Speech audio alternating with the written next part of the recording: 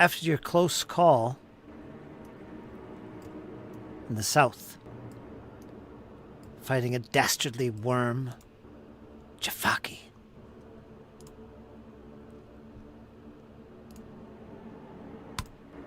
You made all haste, retreating back to your safe room some distance away. But you arrived there safe and sound,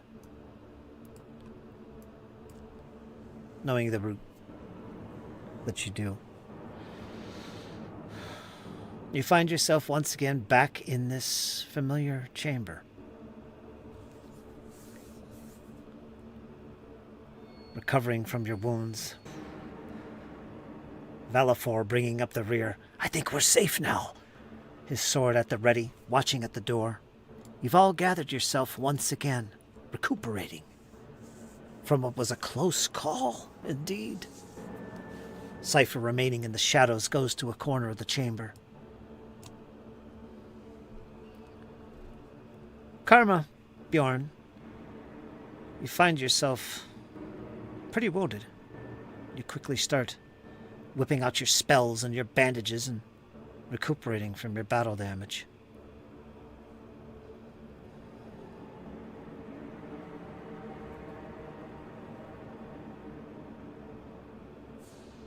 And it's then that Karma begins to weave the magic with her hands. And once again, the arcane words begin to flow from her. This cleric, Viamode. And suddenly, erupting from the earth, the stones of this floor, you see this 20-foot square pool, Bjorn, appear. And it begins to fill with crystal water. Water that's slightly steaming and warm. You see occasional little bubbles. There's a scent in the air. It's quite pleasing. After some conversation, you all decide, with Karma's guidance, to lay yourselves bare in this water, trusting her. Meanwhile, Bjorn's just standing there with his bandages in his hand as he sees the stone begin to mold itself. And you had that spell this entire time. Well, just because I had the spell doesn't mean we can use it until we seem safe. I would not use such a spell in front of an enemy. You must bathe or relax for about an hour for the waters to truly take effect. It would have come in mighty handy a few days ago, and that Bjorn is kind of unstrapping his armor and then wades into the pool. 7'1" guy is trying to cram himself under the water, and he just can't quite seem to get all the way submerged for a minute. Much better. And you dip into the waters, and it's soothing. And you feel invigorated after an hour or so of lying there, Bjorn. You feel your wounds begin to disappear. You feel your aching muscles and tendons begin to relax. You almost want to fall asleep in this soothing water.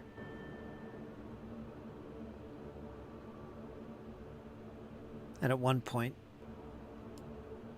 Cypher steps forward. Ha! It's about time you washed. Not for me, though. I'm feeling quite fine. She steps back into the shadows. Valafor, of course. What magic is this? He steps forward near the edge and he says, What magic is this? I can't be bothered with such things. You won't see me taking off the armor, not with this magic. I don't trust it.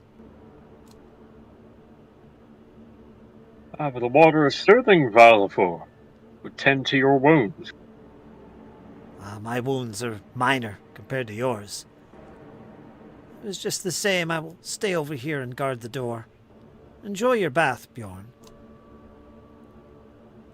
I suit yourself, more for me. And he's stretching his legs out, like kind of really sprawling himself out in the water as he kind of floats around. He's floating around. He's around the middle by now. Just floating Yep. there. Imagine Karma's got her elbows up on the sides there. Ah. You hope you're... Reclining. And yeah, this floating around continues for a little bit, maybe a couple hours.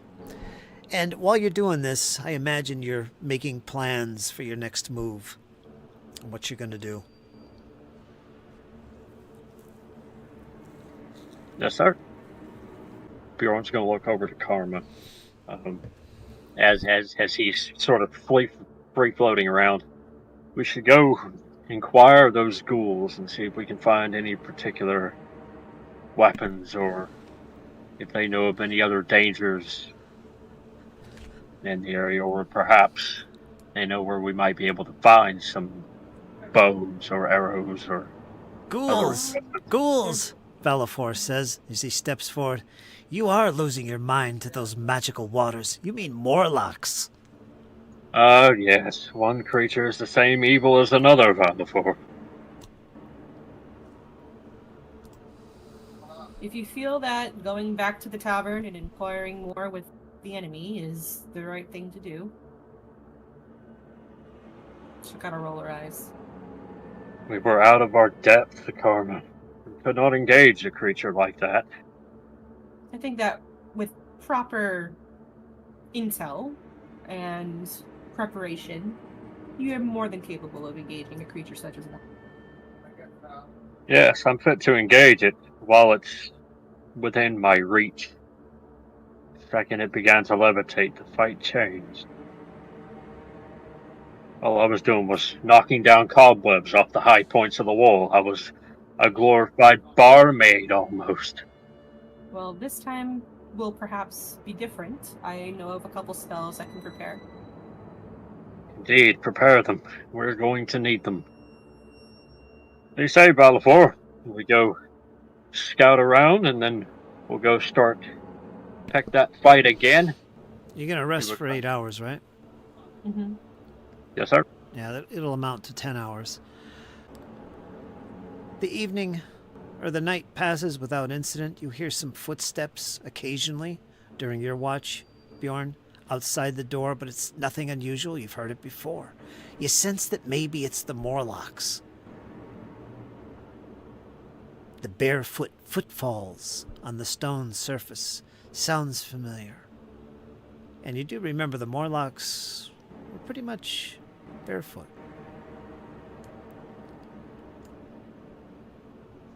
Well, at least they're keeping tabs on the place.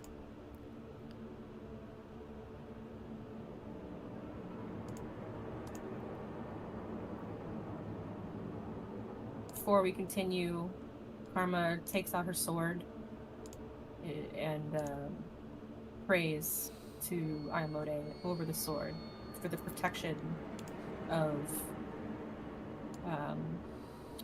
Bjorn, and casts the life connection upon him. You do me a great honor, sister. All right, you step outside the door. A lock spell has been put on the chamber. The others remain behind, perhaps enjoying the pool after all. Who's to say? You two are on a special mission. And you head south. You step into the corridor. And as you step into the corridor, Bjorn, you do notice something you didn't notice previously. Near the door, let me actually put you back here. I don't know why I'm moving your head. Near the door, just outside, you see wet footprints. It's easy to see. They're fresh. Something had passed through here. But it's not a full footprint. It's just the ball of the foot and the toes, which are very gnarled and nasty-looking feet. Something was tiptoeing. And it stopped at the door as if to listen. And then it continued south, through the double doors that lie about 30, 40 feet away. They're wet, and they're slowly disappearing, evaporating. Hmm. Seeing the footprints, Bjorn will definitely draw his sword and get ready. Kind of kneeling down. Can he examine the footprints before they evaporate?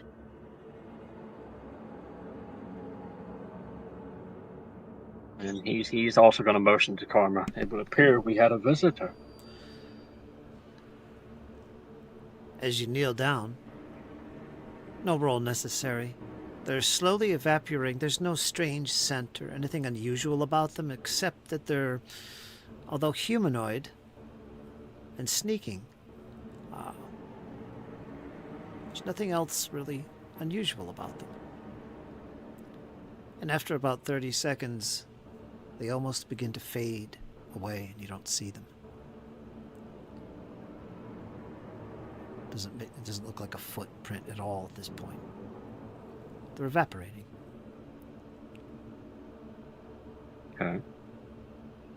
After they evaporate, Bjorn will kind of stand back up and look to Karma.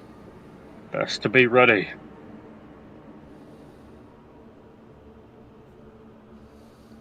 And he'll start heading in the direction. Okay, your marching order. Who's first? You, Bjorn? Mm-hmm. And exploration activities. Anything you're doing as you travel about this place, Bjorn? Scouting to the front. How about you, Karma? Anything in particular? I will defend. Do you have a shield? Yes. Okay. Yeah, Which I'll way you defend from going? behind. That way we're not taken by surprise. Okay. Okay, so you're keeping your eyes peeled to the back. With shield raised, you're ready for anything that comes. What do you do, Bjorn?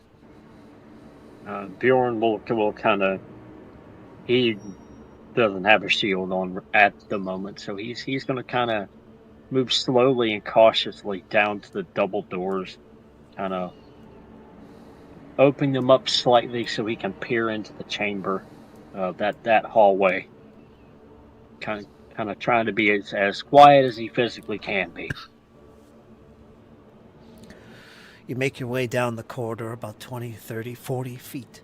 You come to the two double doors that lead to another corridor. You've been through here many times. To the west lies a chamber where one of your companions was slain by some vile abomination.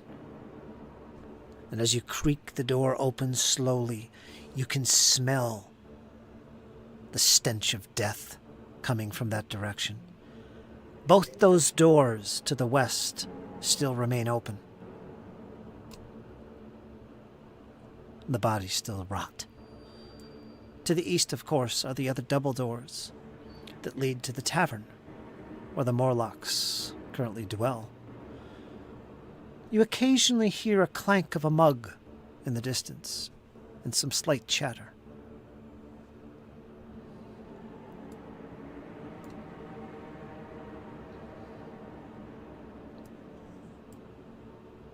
Yeah, Bjorn will actually move over and close these doors on the left, to the west,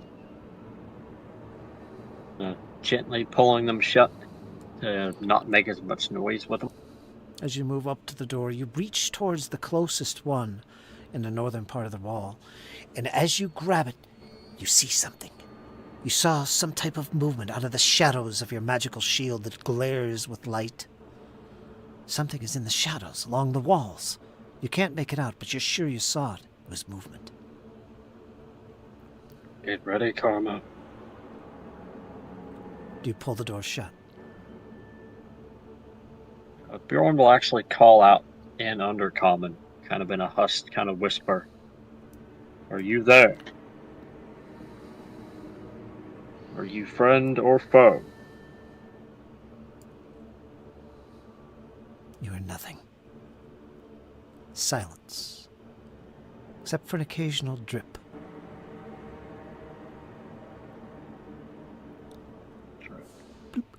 Karma will look over to to Bjorn and just sort of, let's go. We don't have a lot of time to waste. Close the door if you'd like.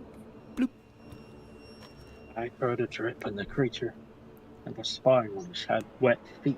We're in enemy territory. Everything's spying on us.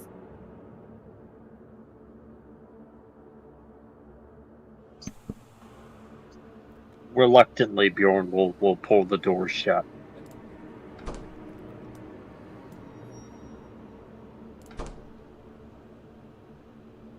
Karma, make a perception roll as you're keeping your eyes peeled to the rear. Okay. Blind.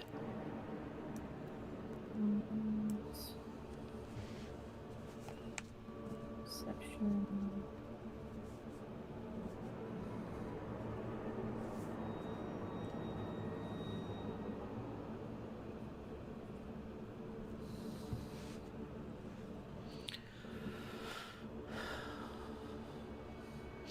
You see nothing or hear nothing coming up behind you as Bjorn pulls the door slowly closed. You do notice that the door behind you that you passed through is still open. Would you like to close that as well, Karma? Certainly couldn't hurt. Yeah, she'll close it. What do you do, Bjorn? Bjorn will begin to advance upon the east, kind of slowly making his way up to the double doors. Once again, kind of being as quiet as he can. He actually has the light spell on his gauntlet on his left hand, since he doesn't have a shield on at the moment. Okay, that's right. And he will kind of slowly crack the door open, maybe get the lay of the land before he actually pushes the door open.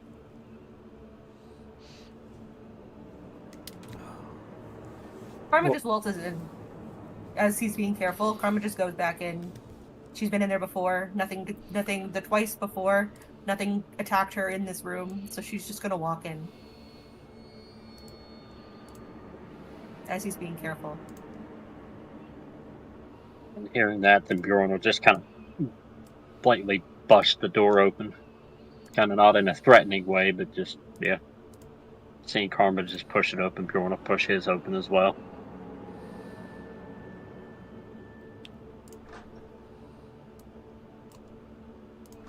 Let me unpause the game so you can move.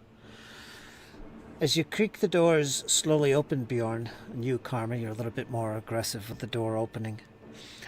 All eyes turn to you as the room fills with magical light coming from your presence. The familiar eyes of the Morlocks appears. And you hear, "Ah!" And you see that the Morlocks raise their arms and cover their eyes from the light that fills the room. Some of them look very unbalanced to your presence, like as if the light did something to them. But nothing aggressive. Nothing aggressive, but, a reaction definitely. Karma will just elbow Bjorn. Hey, maybe you should turn that off. It's not polite for asking for directions. Then how are we supposed to see? Good question. But obviously they're uncomfortable, and we're not trying to be the aggressor here. I'm not aggressive. Your light's pretty aggressive. I have a right to see. Are your weapons drawn? No. Bjorn would have sheathed his before he opened the door. Okay, so you're not threatening. Okay, they definitely react. It is you again. What do you want? One of them says, close to the door. Why do you bring that terrible light in here? Can Bjorn kind of cover it with his hand? Kind of muffle the effect of it? With your hand? Not very effectively. It is magical light after all. You'd have to use more than a hand. Let me see if I check my inventory, see if I have a torch. Yeah, because if he has a torch, then I'll just dispel. Yeah, can I light a torch? You can. It'd be less bright. That's what I'm thinking. I'll go -1 on that. Yeah, then I'll drop my magical light, and it'll be a little bit less for him.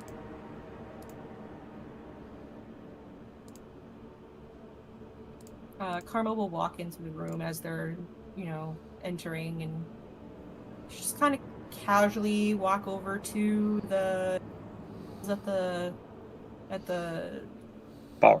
counter at the bar. And how much for a drink? She'll kind of Go ahead and move your token as you're doing this. Oh, gotcha.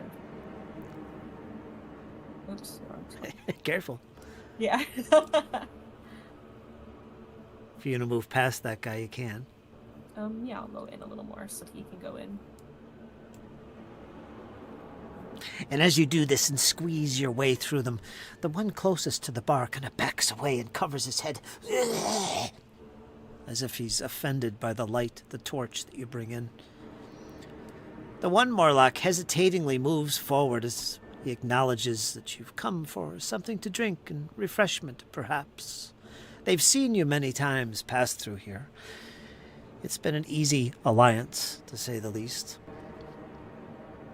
And you are somewhat welcomed, although they are very annoyed by the presence of your light. Bjorn will approach the drider. Yeah. Bjorn's just going to approach the drider. And as you move into the room, Bjorn, towards the center of the room, looking to the left and the right and spying the drider that you've seen before, you do notice something. Something is a little different. There's definitely not as many Morlocks in here as you remember. Maybe twice as many were in this chamber. Time of the evening, perhaps? Time of the day, who's to say? You don't know how these creatures move about and where they actually live, but you do notice that there's considerably fewer than all the other times you've been through. And you move up behind the drider, or attempt to do so, because as soon as you get close, it immediately acknowledges you and whips its head around rapidly, and you hear a hiss come from it. I warned you, don't get close. I am not as offended by that light, but you. I do not like humans. Noted. I was wondering perhaps if I might beg a few questions from you. Please do. And she briefly closes a book. She seems to have been reading before you interrupted with your presence.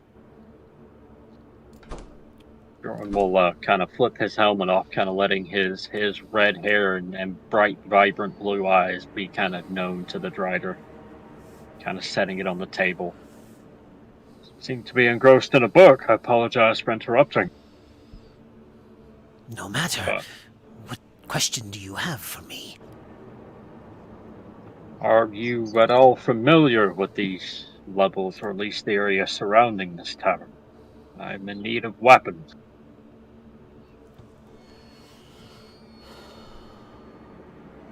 Or at the very least, information. That's a strange question coming from a warrior like you. And she immediately spies your weapon that you have. What types of weapons would you be looking for? Bows. Bows? Indeed, my lady. And who do you plan on attacking with such weapons? Nah, Karma will pipe up, and she'll kind of side eye the drider and go, that is none of your business.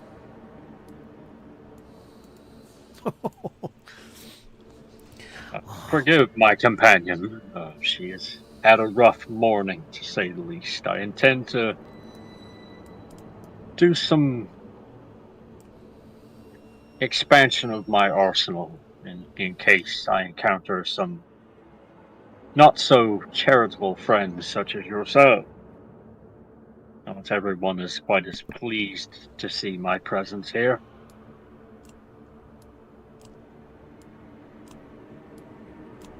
I need weapons to defend myself.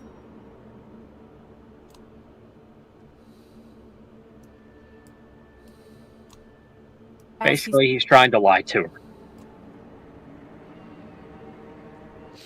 Go ahead and make a deception check. As he is talking to the Drider, would it be possible for me to Blind. talk to the Warlock? Sure. Give me a second here. Okay.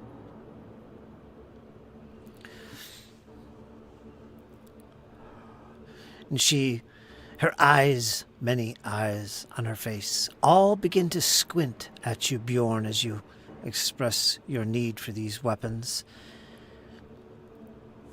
Yes, maybe you do need weapons, but for some reason, I don't believe you. I know not of any weapons in this place. So if you don't mind, I'd like to go back to my reading.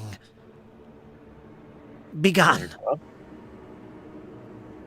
Forgive me, lady of whatever you are. And she turns aggressively towards you when you say that. I warned you one last time.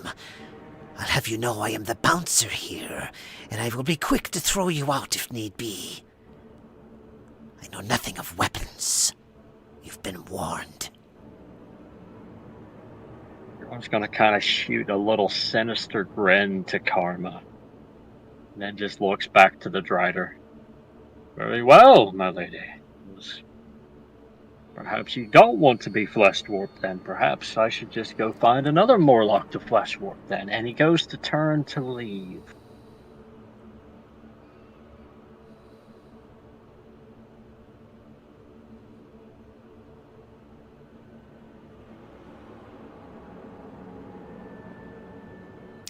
And he's waiting to see her reaction to it.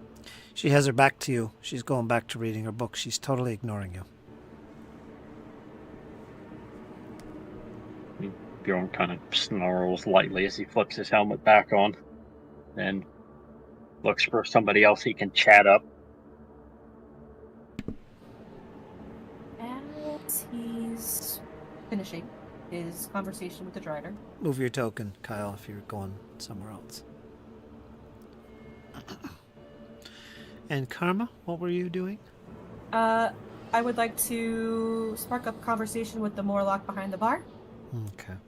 As you pull up to the bar, you notice that the one Morlock that was next to you has pulled away.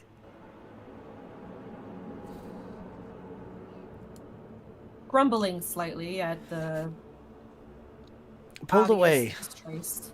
Annoyed at your presence. Karma will take a hand to her pocket and jingle some of the coins in her pocket. And she'll look at the Morlock and she'll go, what do you take for currency? Oh, you're talking to the barkeep Morlock. type guy? Yes. They're all Morlocks. Yeah, the one behind the bar. All right.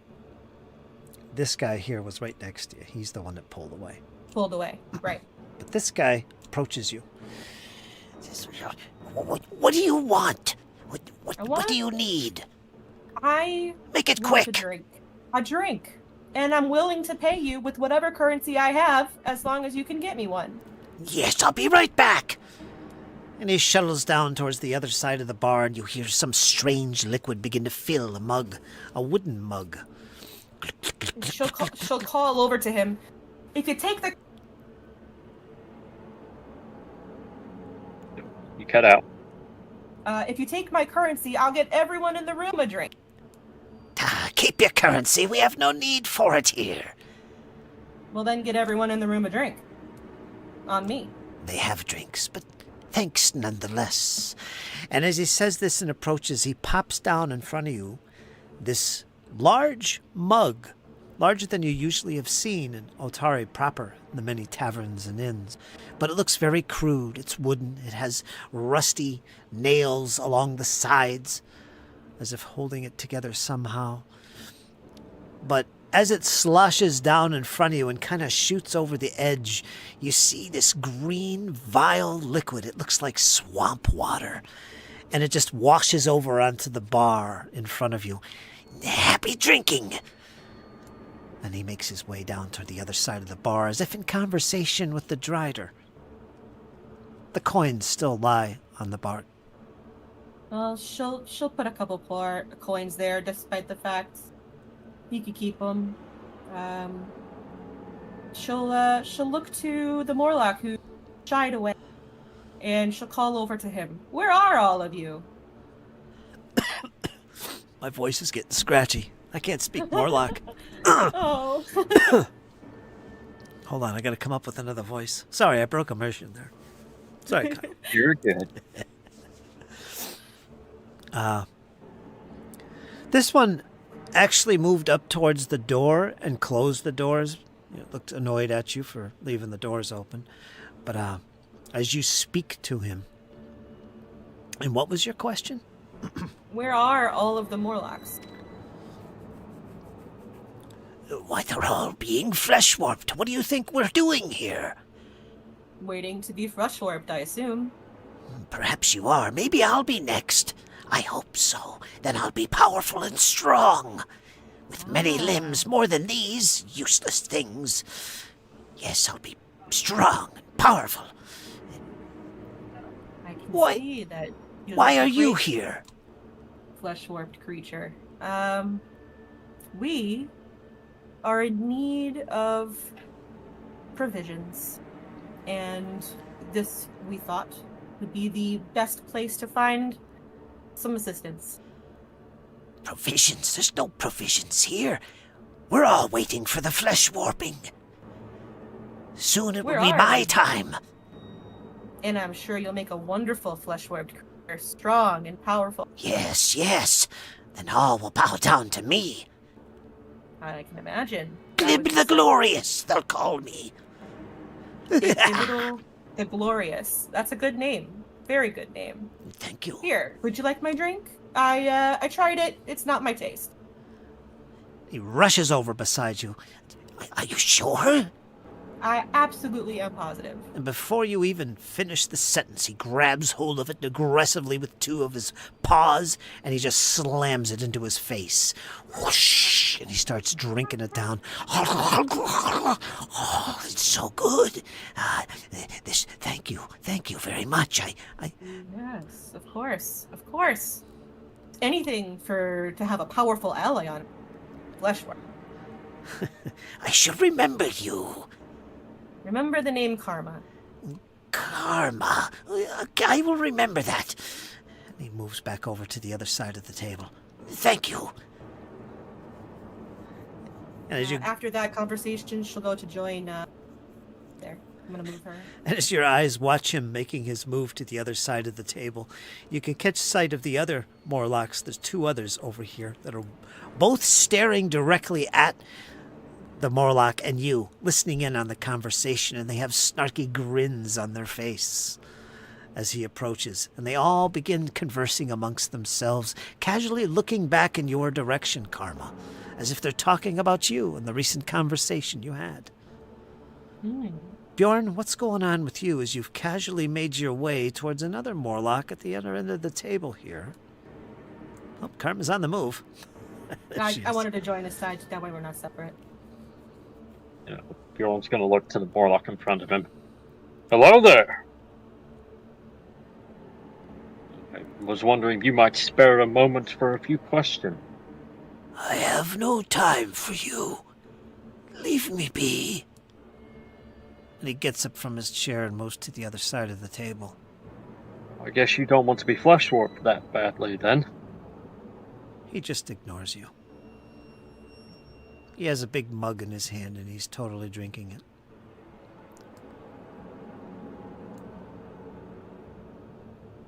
Yeah, Bjorn's going to kind of wave Karma over. And eventually Karma arrives at your side. You both stand there, torch in hand. Bjorn's going to kind of lean over to her and whisper, "This place is a dead end. The Driders not very pleasant to deal with, and these Morlocks, for some reason, there's a lot less of them here than there was before." Karma will whisper back, "It's because they're all being flesh warped. That's what I found out." So, I don't think we're gonna find anything we're looking for in a room like this. No. And if we keep pressing our luck, we're going to pick a fight. We should make our leave. I don't know. I can take the drider. You should make our leave. We're outnumbered. Yes, but not outgunned. He says, kind of joking to Karma as he chuckles. She doesn't laugh at all. She just kind of looks at you like, what? Like she doesn't understand your humor. They're Morlocks. How bad could it be?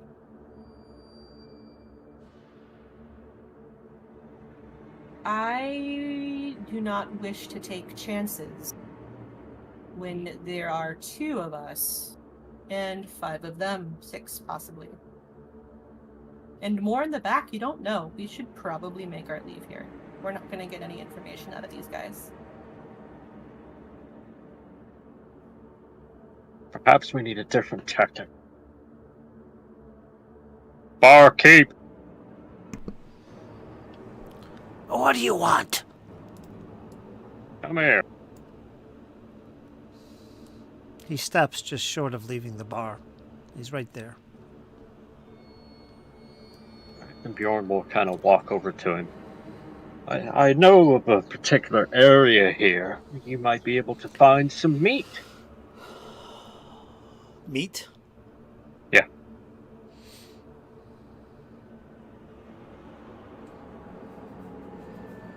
You speak of food? Indeed. I have no interest.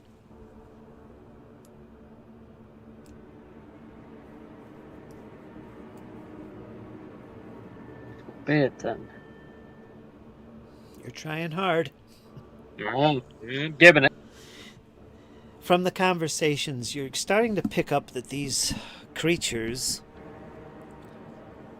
for one thing, they're not human, so they're not going to react like humans. For another thing, they seem to be focused. No interest in money, no interest in food, and what normal society might want. They seem to be very focused on something else. Most likely the flesh warping. They all have a look in their eye, like as if they're thinking in their minds, like, oh, one day I'll be powerful, when it will be my turn. Somewhat distracted, you would say.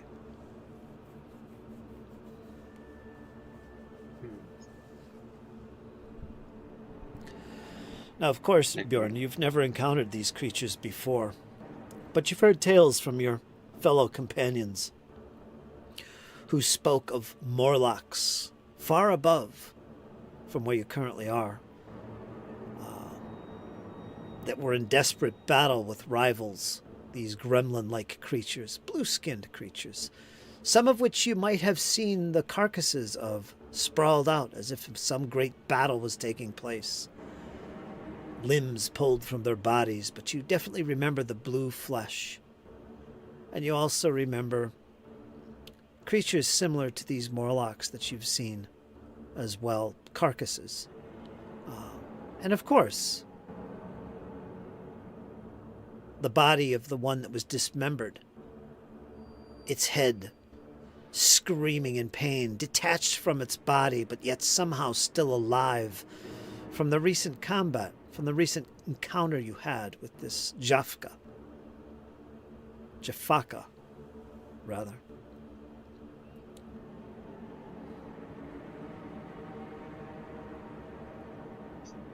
Seeing we're not going to find anything here. Come, Carmen. Let's withdraw to the other chamber. See if we can investigate that watery drip. And Bjorn will begin heading for the door. 2 steps. They're kind of walking past the drider again. All right. They don't interfere with your movement to leave the chamber. In fact, they looked somewhat relieved that you're finally vacating with that light. Karma's gonna sort of wave at her Morlock ally. Her powerful friend. See ya. And they're all watching you as you exit the chamber. And before you can close the door, Karma, The door slams shut. One of the Morlocks ran for the door and slammed it.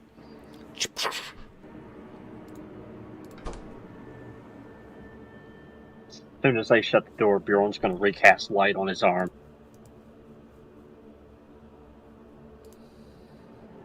That was useless. Yeah, I could have told you that. That Drider, I thought that Drider would have been more helpful than that. We are in enemy territory. Why are we talking to the enemy? About getting weapons to defeat the enemy with. I'm armed. I'm pretty sure I can take at least 3 by myself if you want to pick a fight. The whole point was not to pick a fight. The whole point was to find weapons for us, even though I'm not sure we necessarily need them. Next time we go to town, when we make it there, because we'll make it there, we're strong enough, we can pick up weapons. Indeed. Let's head for the other chamber. That drip is starting to weigh on my mind. The drip? Yes. I heard a drip in the other chamber. We're far underground. Of course you're hearing drips.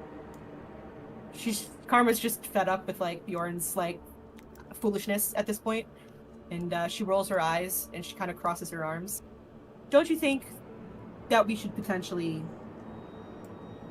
scout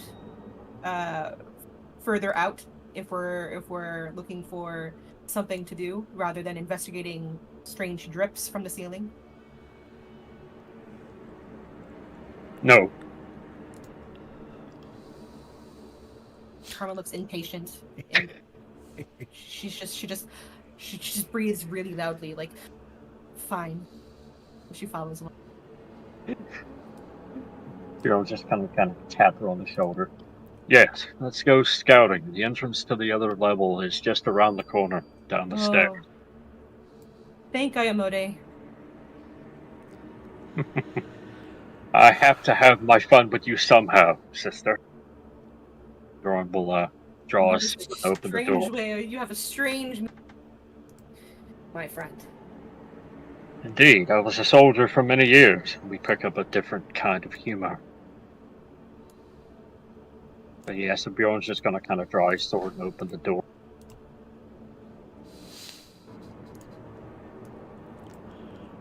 Okay. As you push open the southern door to this chamber, you peer inside. To the south, to the left, you see a set of steps descending into the darkness below. Further to the west of the room, along the walls, you see bloodstains. You see the chains that you've seen before. To the southwest, just in the shadows, you see what looks like the remnants of the creature that you encountered here, your friends encountered here. The creature that slew Cassandra, the monk, whose body was not retrieved. The room has a stench, and foul stench it is, about it, as the body decays and rots. And as you step into the chamber, you're being cautious. Bjorn, I want you to make a blind perception roll. Yes, sir. And for funsies, I also would like Karma to make a blind perception roll, since you are watching and paying attention to the rear of the group.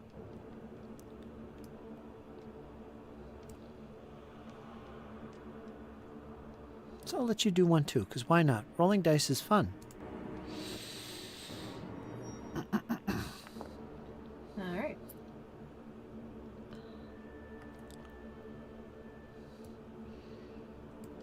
As you step into the chamber, Bjorn, you hear the bloop, the drip.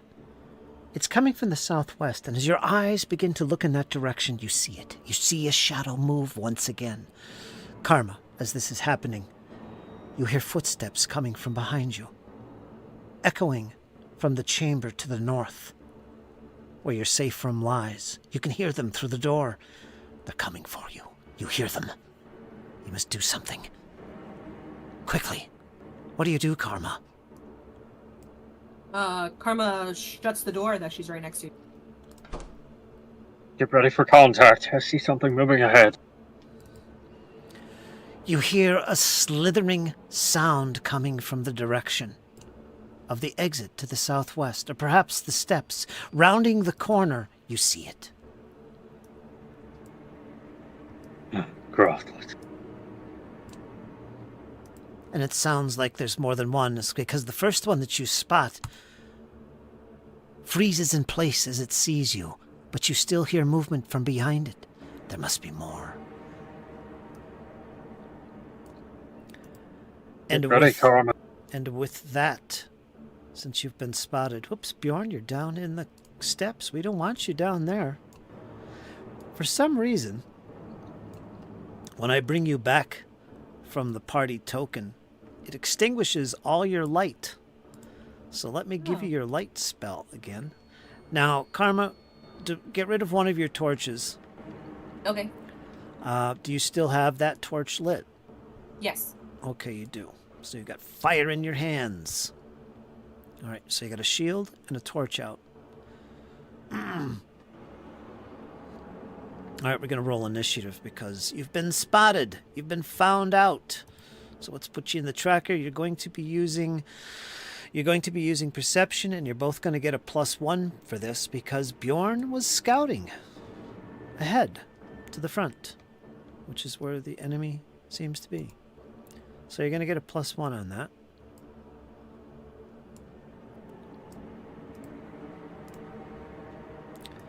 Paying attention as you are.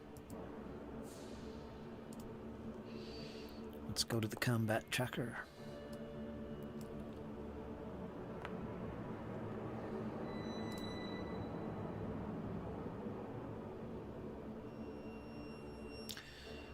Let me see. Let's keep everybody in there as individuals. No group initiative. All right.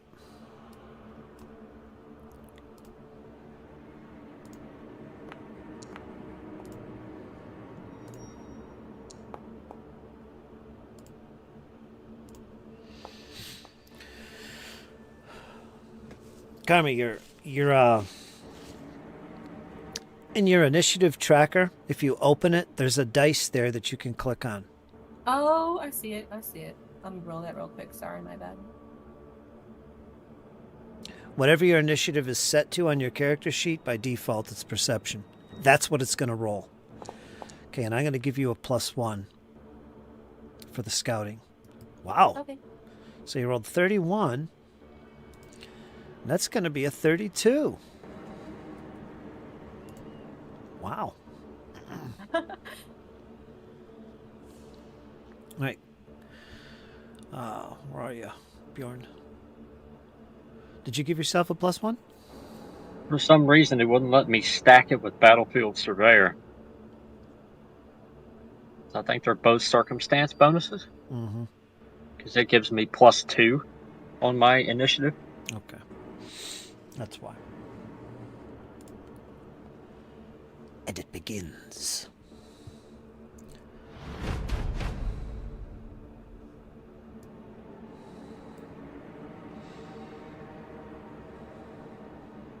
Okay.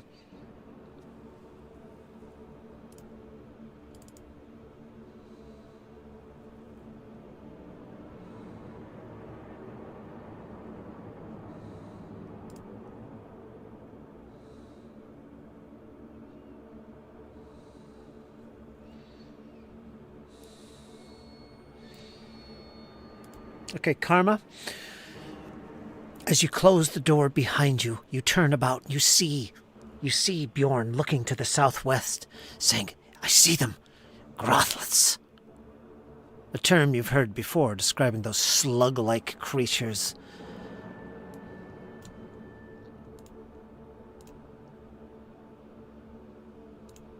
These guys. Yeah. Yeah, so that's what you see. As you turn in that direction, you can see them as well, just in the dim light portion of your light. You can see them approaching. Okay? You're up first. What do you do, Karma, as you catch sight of these ghastly creatures? But before you do that, I need you to make a will save. Okay. As your eyes begin to focus on these creatures slowly coming in your direction, they've spotted you, Karma. You hear Public? you. It can be public. Okay, sorry. It doesn't matter. In this case. Ooh, nice 34. But as your eyes catches sight of these creatures, you hear gibbering. You hear like numerous mouths were speaking. This gibbering noise seems to be coming up, echoing through the corridor to the south, near where Bjorn's standing, down the steps. It just continues and continues and continues. And it's quite unsettling. It almost confuses you, but somehow you manage to shake it off, the strange gibbering noise coming from the steps. Now, what do? You have 3 actions.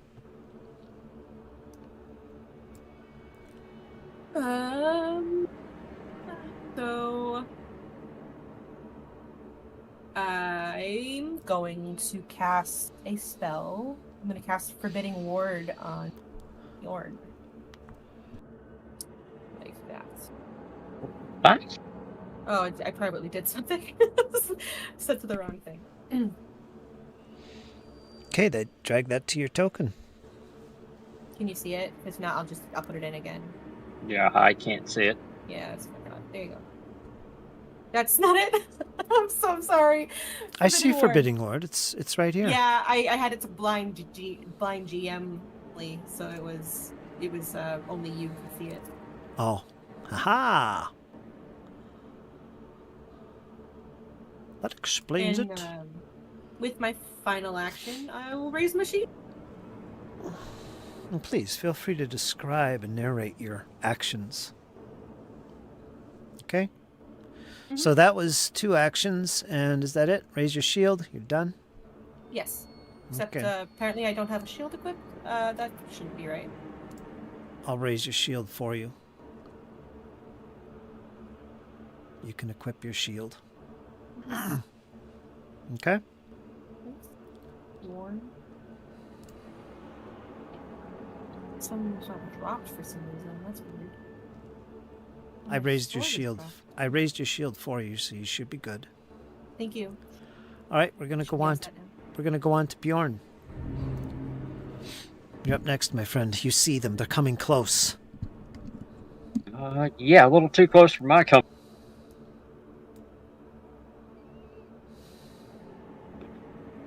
A long way to go. They're in the dim light. You can just barely see them. They're concealed. Not for long. I'm on the move.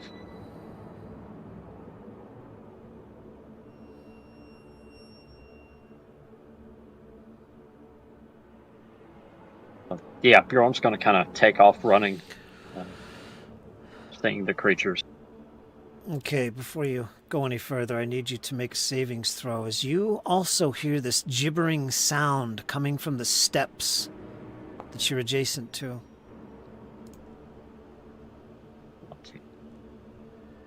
Okay. I can hero point that if necessary. You got a 20. Are you happy with that? Not really. Go ahead and spend a hero point. By the way, everybody starts with 1. You brought your snacks, so you have 1 hero Thanks. point. Okay, there goes. Thank you for your hero point. All right. But you're okay. You shake it off. It causes you to take pause for a second. It's very unnerving. I don't think you've ever heard this sound before. It's echoing up those steps. And then, as Bjorn kind of rushes down there, he's actually going to kind of propel himself into the gibbering mouther, kind of trying to slap his arm around its neck, kind of getting a very technical grapple going. You mean the Grothlet? Mm-hmm. Okay. Yeah, Bjorn's going to try to grapple the Grothlet. All right, make a grapple attempt. Athletics against its fortitude DC, I think. Yes, sir. 4-2. Oh, I don't even have my rule book out. What's happening? That'll be 24. My screen. That should be enough, but hold on a second. Let me get out my stuff here that I usually have out when we play. Gotta move my Skittles. First time GM here. Sorry. You're good. It's been a trying day. You're good. I am fantastic. We're gonna look at that. Grapple, yeah, it's against his Fortitude DC Athletics. What'd you get? You get a 24? 24. Okay, you get a hold of him. So he is grabbed. This Grotlet, slimy as he is, you have him grabbed. You do have one hand free, correct? Yeah, I got a long sword in my right hand, and my left hand is entirely free. I don't have a shield on. All right, you got a hold of him. Okay. Hit it quickly, Karma. And that's all he can do.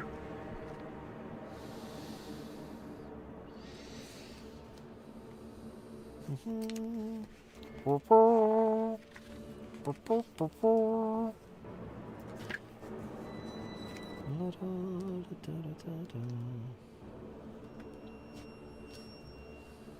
gonna bookmark this. There we go. All right. Let's see which one that is. Okay, it's the one you got grabbed. First thing he's going to try and do... Well, let me refresh my mind here on these creatures. Blah, blah, blah.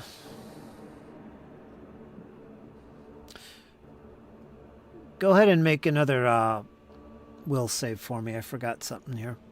Another will save. As you get close to this creature, you hear its moans. It doesn't faze you whatsoever, however. And you charge the creature and lay into him, wrapping your arms aggressively around him. Oh, my old friend, I found you at last, you exclaim. It's going to try and escape. And I need to know your athletics DC. What? Athletics DC is 23.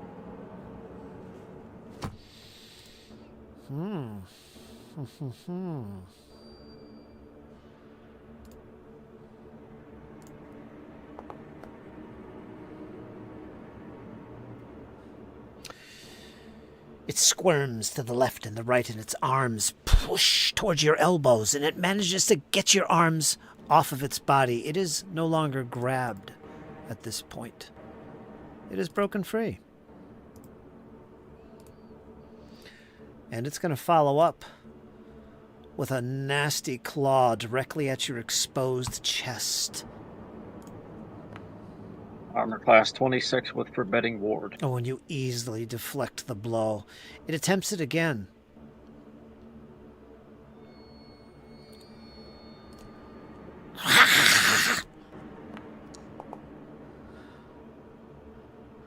Okay. You're safe. But it is no longer grabbed. Yikes. What happened there? No idea.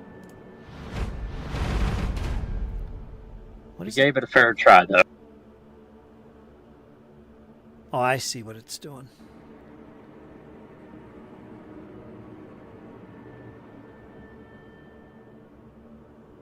All right, from behind him, you see more movement. You see another one of these creatures begin to slither forward. Now, I'm not going to give you an attack of opportunity here against this. It's a hard corner.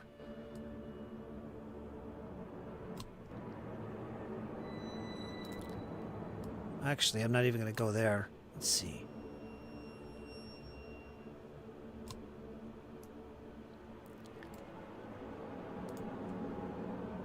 And as it moves its way around, away from you,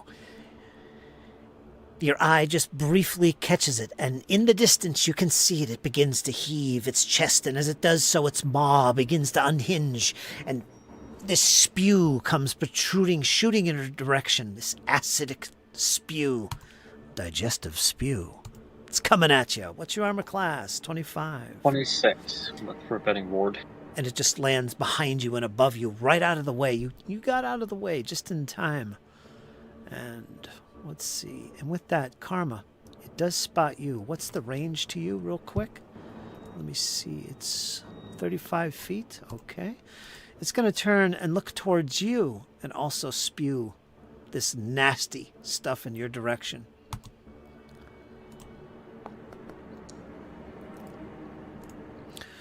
But you manage to get out of the way just in time as this acid splashes against the wall and the floor around you.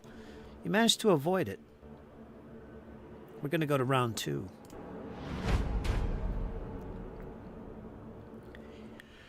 And Karma, you hear it. It's getting louder. You hear this strange gibbering noise from the steps. Surely it's from the steps. And there in front of you, you see it appear. What looks like a mass, a blob of flesh, a mound of rotting flesh with mouths and lips all around its body. And they're all gibbering and moving and chanting strange sounds. And before you can react, it is upon you. And this one of these mouths opens, and bearing these fangs, these sickly, sharp teeth, come in your direction. Look out, Karma. Look out. It attempts to bite you, perhaps to consume you, this large, extended mouth. 29. Your armor class is 25. It's going to hit you. Let's roll some damage to begin with. You're going to take 13 points of piercing damage as well as D4 persistent bleed as the teeth tear at your flesh. Okay, so you're going to suffer bleed damage at the end of every round until you stop the bleeding. However, there's more. There's more.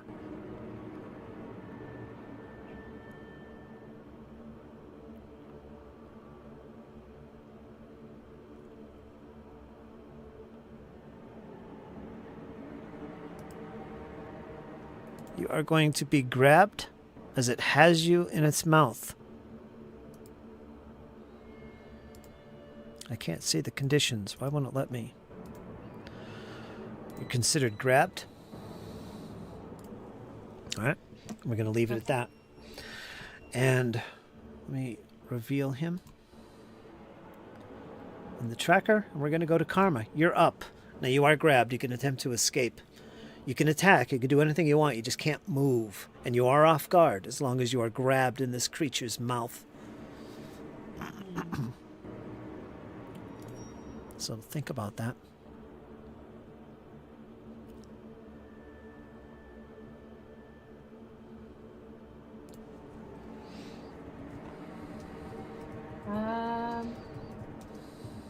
I will... Not looking good. She'll throw down her torch as an action, or drop her torch, and take up her sword. And she'll hit it with her sword. Alright, takes an action to draw your sword. Free action to drop the torch. I'll put a torch token on the map so we know where it is. And you can make your attack with your second action.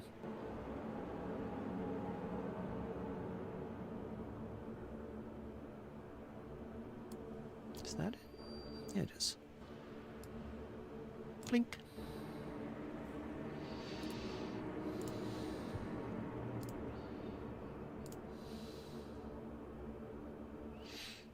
Go ahead and make your attack roll. Yeah! Yay! Bada bing! Right. Yeah, Karma. Oh, cool. Okay.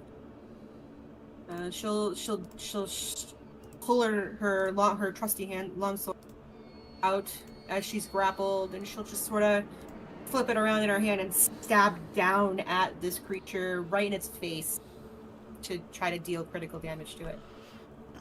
All right, let me backtrack and see what you did here. All right, so you got a 31. That is definitely going to be critical hit. And you rolled your damage. Did you roll critical damage there? Yeah. Yes. 44 total. All right. I have one action left. And this is what kind of damage? Slashing. Sorry. Slashing. So as you do that, the blade just cuts deep into this thing. Some of the mouths are peeled off of the creature itself. Yeah, you did some pretty deadly damage to this creature. Karma will use her last action to maintain the spell that she cast on Bjorn. You know, backup's on the way, fam. I hope so. I'm really far away right now.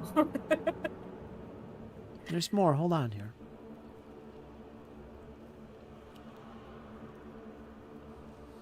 Okay. And as you cut into these mouths, the very cuts themselves almost open up like a mouth, and immediately one of these lashes at you. This is an attack.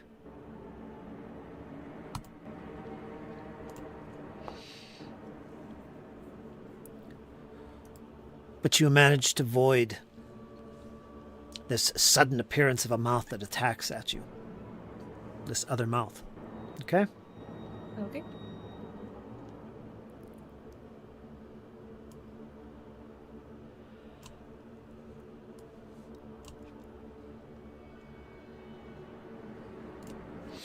You done? Yeah, I'm all done.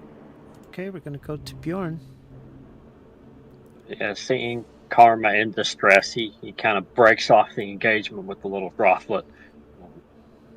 The little Comes droplet. tearing, yeah, comes tearing up, which that'll be 2 actions to get to there. Okay, first give me a savings throw. A will save.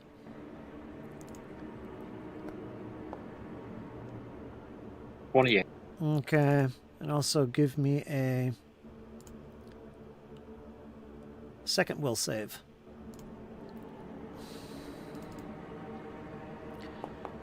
Let me see here. 26. Let me double check. Okay. Yeah, we can ignore that last roll. And more. Yeah, you didn't have to make those rolls. Sorry, my bad. You're good. You're safe too, Karma. My bad. Okay. Next. Make your move. Bjorn is going to run up, and he is going to attempt to stab the creature into Ooh. one of its open mouths. And, yeah, we're going to switch to piercing for this. Okay.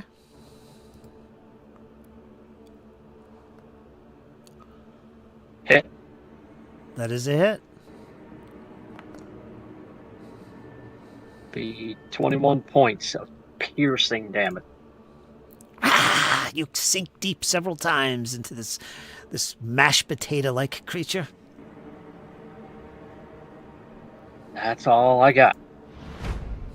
Okay. Let's see this one back here you got away from. Let me double check its move. Okay. Ba-ba-ba. Let's see, it's going to try and follow you. It's kind of slow as it slithers behind you, but it does eventually catch up with you, Bjorn, and a claw reaches towards you. Begins to wail on you with these large claws. In a frenzy. 26. That's going to hit. It's going to do some damage. Normal damage. 14 points of slashing damage. As your back was turned, it managed to cut deep into you.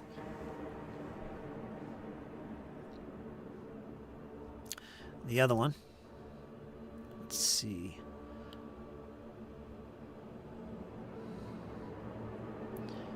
He follows up. That's going to take 2 actions to get to that position. So he's also going to, in a frenzy, lash at you with these really long claws.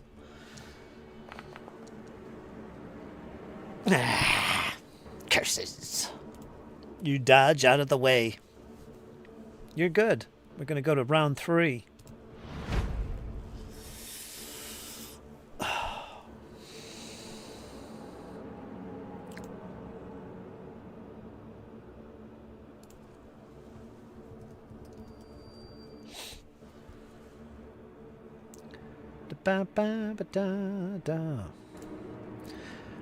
Alright, so this creature's up next. Now, since you're new to the game, Karma, keep in mind, and you'll learn this through experience as you play, there's other things you can do besides cast spells and attack. There's all kinds of fun things that you can do with your actions, because you are up next. In your case, you'll probably use an escape, but as you play, you'll learn, well, there's other things I could do. I could attempt to demoralize a creature, which will debuff him, basically, causing fear on him, makes him easier to hit and stuff like that. It hurts him, it debuffs him. You can do that. You can try and intimidate somebody for an action. Other things you can do is you could attempt to recall knowledge. That's where you take a pause and you try and analyze this creature and think about, is there anything about this creature I can remember? Like maybe you read about this creature in the past in a book or a story, or heard about it in a tale. That's recall knowledge. And what that does, that if it's successful, that could reveal weaknesses or special abilities the creature might have that to deal additional damage that you otherwise don't know about. So it could be useful to recall knowledge sometimes. And again, that's just an action. And there's loads of other things you can do. So feel free to be creative when you're not so under the gun in this case, like you're being eaten alive, basically. But yeah, there's other things you can do. And I mention this because if you look at the way attacking works in melee, every time you attack during your turn, it gets harder and harder and harder to hit because you're penalized. You got a -5 typically on a second attack, a -10 on a third or subsequent attack. All right, so that third and final attack isn't always the most smartest thing you could do. Right. And you'll learn that sometimes it's better doing something else instead of just wasting your third action on a third attack. And you'll learn that as you play. Okay. But with all that said, you're probably going to try and escape. Get me out of here.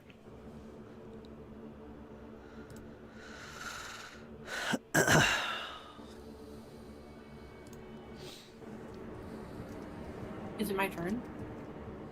Yeah. Oh. Sorry, I thought it was still that enemy's turn. I have to move it in the initiative. It's your turn. Go for it. Oh, okay. Seeing that her ally came up beside her to aid her, bolstered her in confidence, and she too reeled back for another attack on the creature holding her, piercing this time like he did. If I can figure that out. There we go. Piercing. Yes, there's a little like a bow icon next to it. That's piercing. Piercing. Okay. And then melee.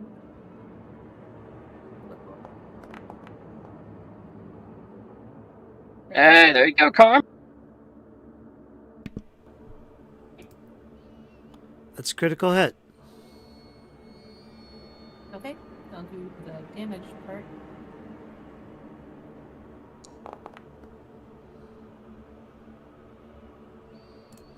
.30 piercing. It's near death. It screeches in pain as each of the little mouths begin to open wide and screech in agony. It begins to writhe and quake. You're still in its mouth. What do you do? Keep stabbing it. Go for it. Second attack. Terribly so. So keep stabbing it. I just gave her all this advice. She's just attacking anyway. Go for it. She's not going to just sit there and think, I wonder what I know about this guy while it's in her mouth. Yeah. Yeah, that's probably nothing. 18. It's a miss. You have one more action unless I'm mistaken. I will use that final action to maintain Forbidding Ward. Okay. Yeah. All right, the creature is up next. It delayed. Well, it has you in its mouth. It's going to attempt to engulf you. Uh-oh. And that's going to cost an action. Oh, there's a lot of text here. I haven't used this creature in a while, so give me a second.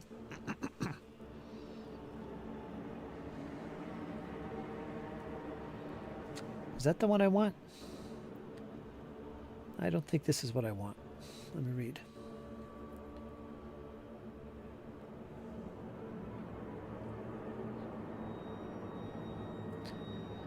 No, that's not what I want.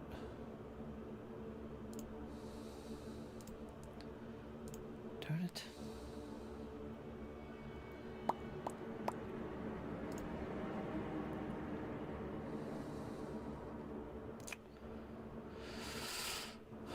No, it's not going to attempt to engulf you. All right, so what it's going to attempt to do is it's going to attempt to clamp down even harder on your body. Right?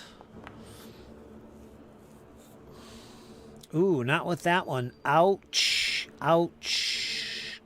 Crit fail. Right. Oh. But it's going to try. It's going to try and chew you up, Karma. But not with that one either. Oh, that's a sad day indeed.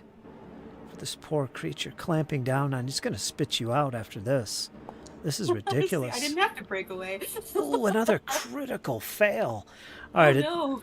And as it attempts to chew down and just clamp on you, it just must be from the wounds it's received. And it does it. It spits you out in disgust, and your body just tumbles forward onto the ground. You are prone. Mark yourself as prone.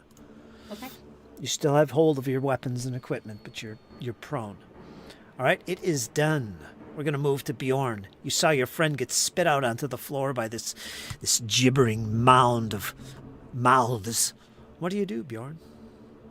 Yeah, that's appealing. And Bjorn's going to attempt to stab it right in the brain pan, kind of jump up in the air a little bit, and flank the blade deep. The mouther? Go for it. Yeah. That's critical hit. Ugh. Oh, no. No. Not my beautiful And it gibbering is mouther. piercing damage. Okay. It's going to be 46 points of piercing damage. Describe how you fell this nasty creature. Well, my description kind of comes with an attack against the other creature, the one that's behind me, so kind of bear with me for a moment. Yeah, Bjorn will kind of jump up into the air and kind of drive his long sword deep into the top of the brain pan, down to the hilt, sort of pulling it around as he decapitates one side and then throws it as an improvised weapon at the other enemy behind him. Okay. You still have any actions left? That was only my first action. So you got actions left. Okay, give yourself a hero point.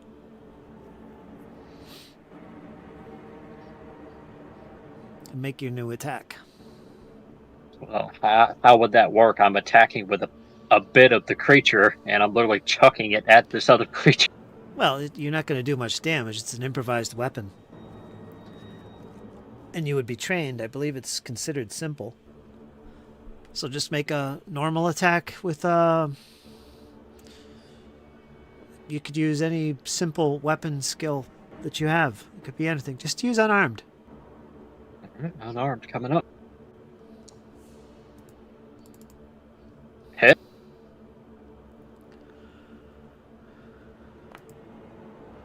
Gonna do 8 points of bludgeoning damage.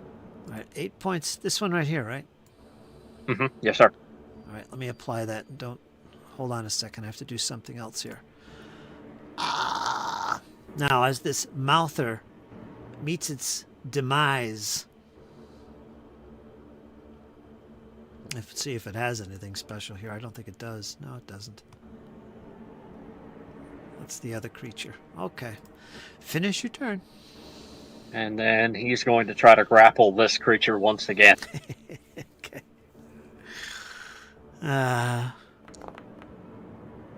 That'll be 29. That is success. Which one, Kyle? This one? Yes, sir. All right. So you got him grabbed. So you distracted him with this piece of gibbering mouther. Exactly. And then it led into me doing the grab, and he's gonna look to Karma. Attack while I have it held. There you go. It's off guard. Unfortunately, they're up next. All right, this one, this slithery, slimy creature, he's going to attempt to break free. What's your reflex DC? Or no, athletics DC? 23. Okay.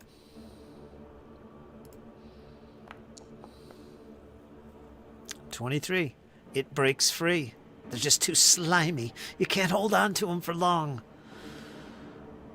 All right, and then it's going to attempt to claw at you in a frenzy. This counts as a second attack, because escape counts as an attack. So, he's not going to be very good at this. No, he's going to fail. And at that point, it rears back away from you as you stumble away from its body, trying to grab onto it. And it begins to look threatening and menacing as its mouth opens wider and wider and its arms extend as if to come down upon you with one fell blow. It's going to attempt to demoralize you.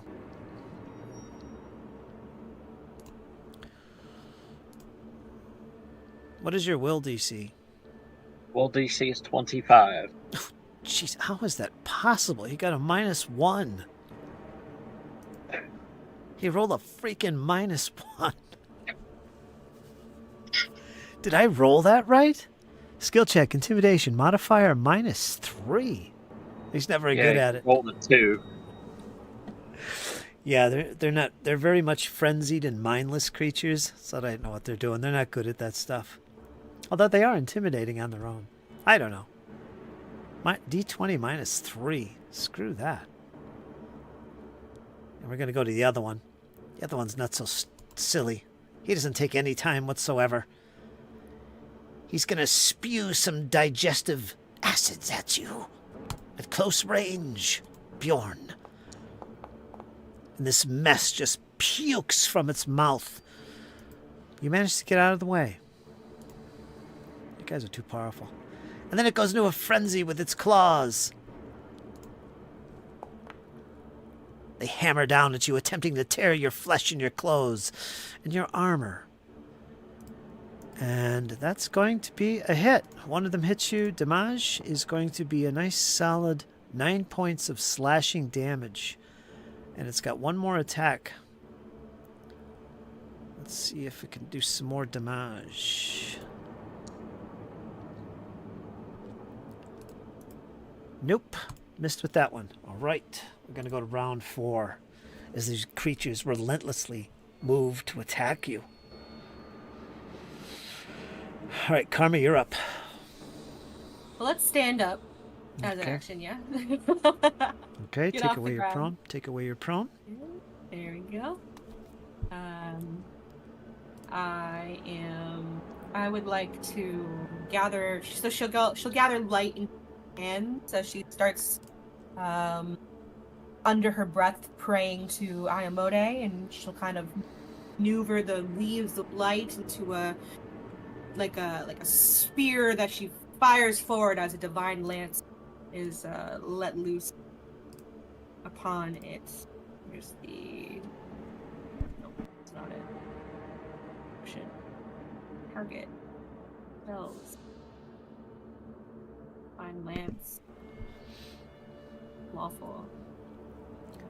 I'll attempt to see if this works. We don't know if it's going to work, but I'm going to try. What are you choosing, lawful? Yeah, lawful. Lawful worked once before, so... hit the attack button, I'm assuming here. Mm-hmm. Yep. Okay. And roll it. 25.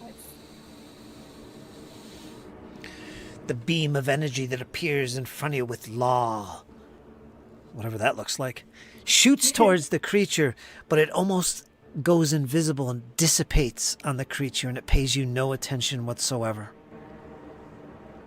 All right. That ends my turn. Bjorn, you're up. And you lose your Forbidden Ward. Gotcha. Alright. Bjorn's going to attempt to stab the creature as he the creature wriggles out of his grip, kind of gets a little bit agitated, and attempts to stab the creature.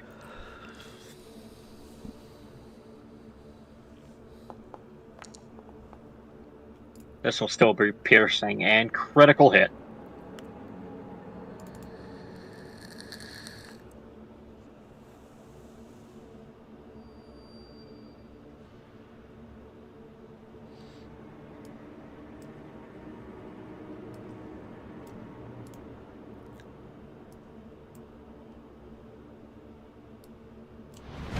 Be critical hit.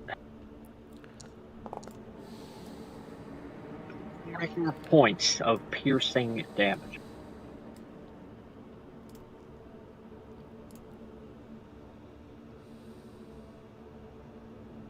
Got it. Got it. And as your blow pierces the creature, it explodes with acid. We've been through this before. You know what to do here. So both of you make a fortitude save as this creature just explodes and acid goes everywhere.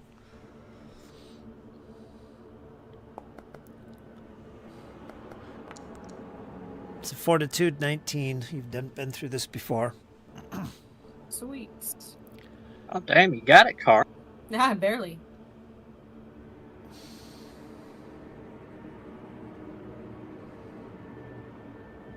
This isn't a basic save. This is a straight up save. If you make... Well, that's kind of funny because it's a fortitude.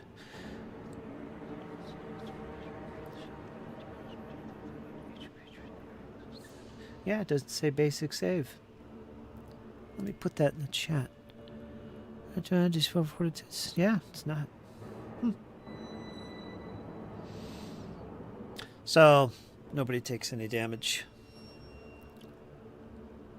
And I'd like to, for my next action, second action, I'd like to grapple the creature. The other one?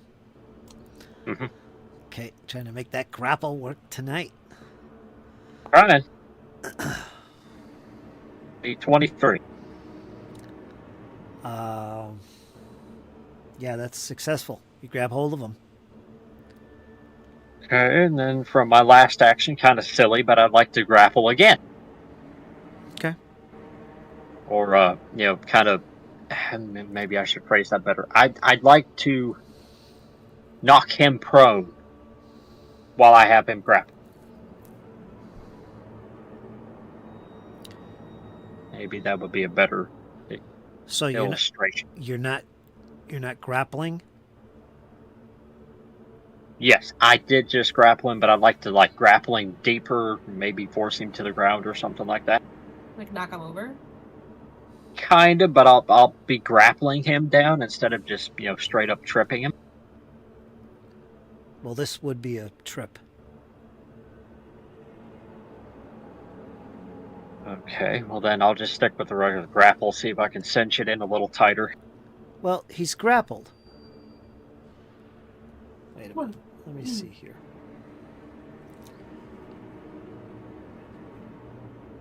Yeah, that's a skill check. So the fact that he's grabbed and thus off guard isn't going to be of any benefit to try and trip him to the ground, because that's a skill check, not an attack roll. But you could still do it. He's grabbed, and now you can follow it up with the trip. So go ahead and try and trip him. It's just a athletics check. 26. Going against his reflex this time. And that is a critical success. The target falls and lands prone and takes d6 bludgeoning damage. So it was a good move. A great big 4.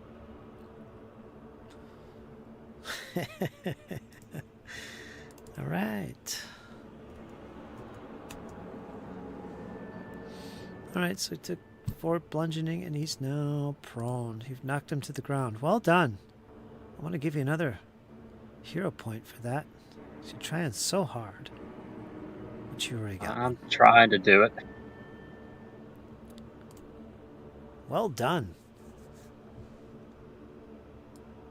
All right.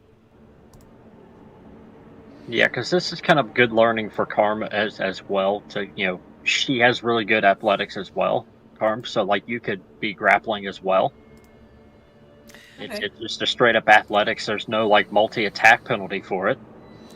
I'm also gonna rule that you're prone, because you're That's cool. you're grappling, and you've taken him prone, so it makes sense that you're prone, at least in this case. Yeah, because I grappled him to the ground. Okay, awesome. You done? Yeah, that was it. Just kind of grappled him to the ground. Gonna go to round 5. Well, this is taking a while. 2 guys. That's probably why. You're up, Karma. I'm really determined at this point to figure out how to use this. So I'm going to use another Divine Lance. This time I'm going to do a different one and see if it works. Trial and error, I guess. So I'll try good and see if it works. And this will waste an action too, but at least I'm trying. You're doing awesome, Karma. 26. Your Divine Lance does absolutely nothing to it. It's nothing. I'm trying. Well, it's not lawful, and it's not chaotic, so I don't know what to do anymore. And my turn. Gonna go to Bjorn. Got the creature grappled and on the ground. Yeah, and I'm going to. I'm going to. Well, I'm going to get up first off.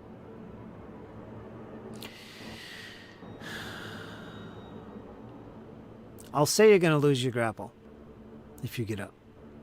Yeah, I'm good with that. Okay. And then, yeah, with the long sword there, we're going to continue to go piercing. I'll hero point that. Yeah, it was a hit, though. But still, I'm going to hero point. That's critical hit. There you go. These easier creatures are good practice. 32 points. Ouch.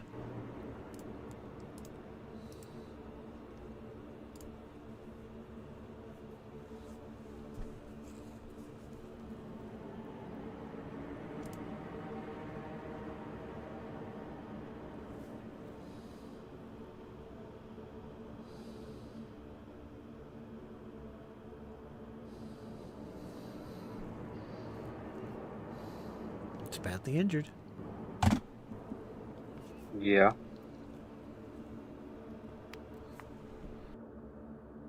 See if we can finish this and then get on with our scouting.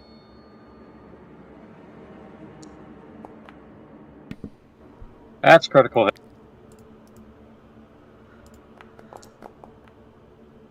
It'll be 36 points of piercing damage. Alright, make your save. Both of you. It's a fortitude save, 19. disgusting demise. Hero point. Fortitude 19. 26. Boy, you had a lot of Oh, hero go. points tonight.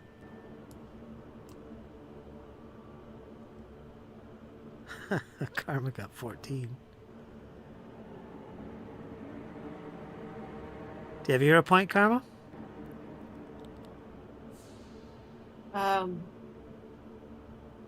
Yeah. You got a I have one. 14. Should I use it? Mm-hmm.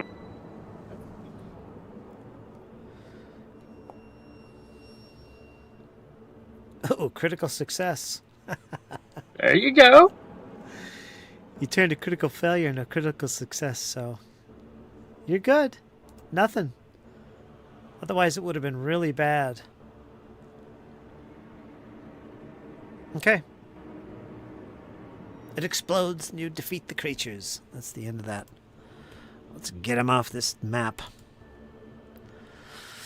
And silence once again returns to the pair of companions.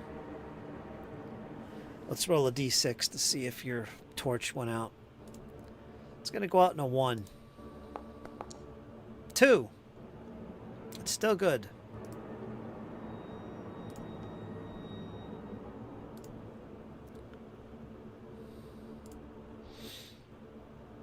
I'll assume she retrieves that. Let's take a little intermission because I am set up on my Pathfinder screen. Be right back, folks. Be right back.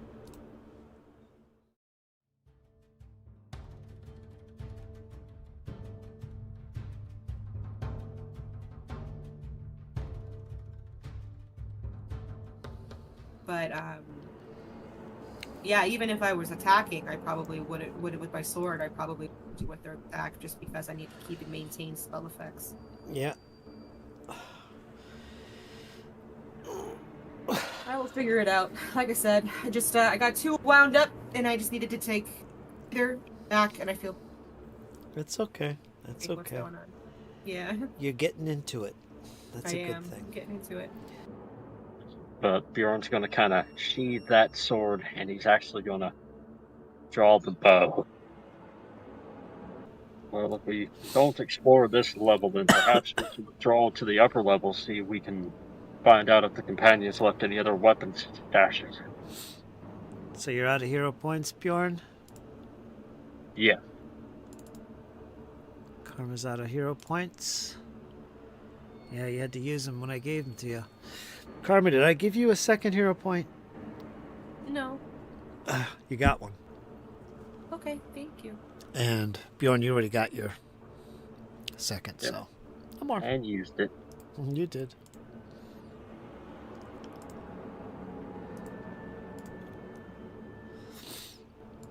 So you've gathered yourself up once again near the steps where that mouther came from.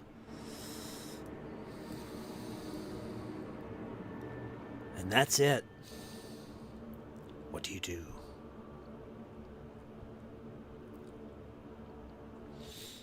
Down or up, Karma, your choice. It's just the two of us. What What is our the song? What is our goal? What are we trying to accomplish? Trying to scout the area ahead, try to get a lay of the land before we continue our pursuit down here.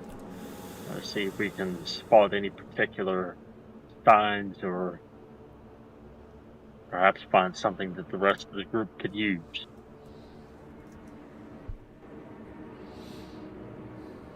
I worry that going down too deeply beyond and away from the rest of the party in a safe room is dangerous for two people. I mean, you saw what just occurred. We took care of it, thanks to you, but I can't imagine being, overwhelmed by enemies by just the two of us being there is a very good idea. We know what's on this level. If you want to try to see, we kind of know what we're looking for on the bottom level. There's a door we have to get through at some point. There's Trying to look through my notes. What's the guy's name? Clovis, we have to find Clovis. Clovis. We can map out the hallways and map out different doors that we see that we want to go back down when everybody's available. That's what I'm thinking as well. We should just be careful. It's not good for two people. Indeed, if we get engaged, we're gonna have to run for it. Well, if we get engaged by too many things, we should absolutely run for it. I fully believe that you have the capability of defending, and I have the capability of healing. But I just, the further down we go in this place, the harder things become. So it seems. Indeed. Well, let's proceed with caution. See if we can map out a few areas down below, and then withdraw back to the safe room to inform the others. Sounds like a plan. Bjorn's gonna head down, bow in hand. Taking the bow in the lead. Little exploration. Man, I wish we had a rogue. So you're going down these steps. Okay.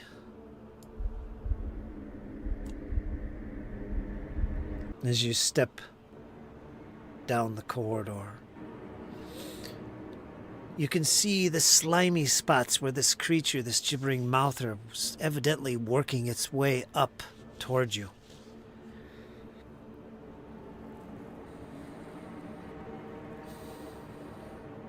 Then you continue on past it carefully. You've been here before. You've seen these steps. You've seen this hallway. You made an escape in this direction, in fact, not long ago. Chains decorate the walls.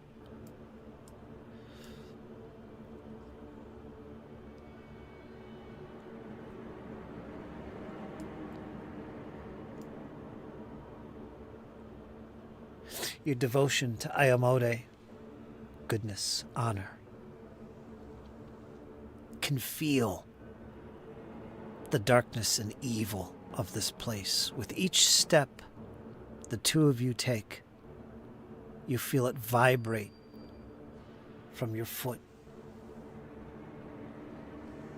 throughout your body.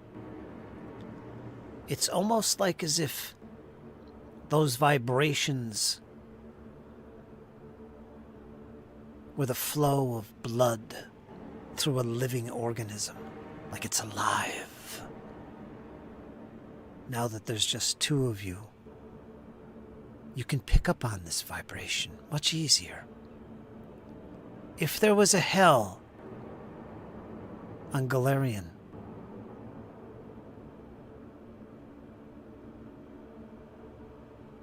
this might be it.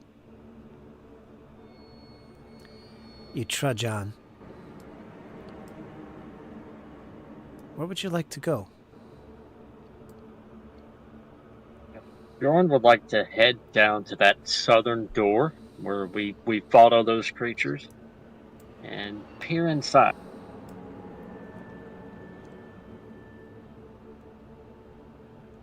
The doors are still open. They haven't been closed.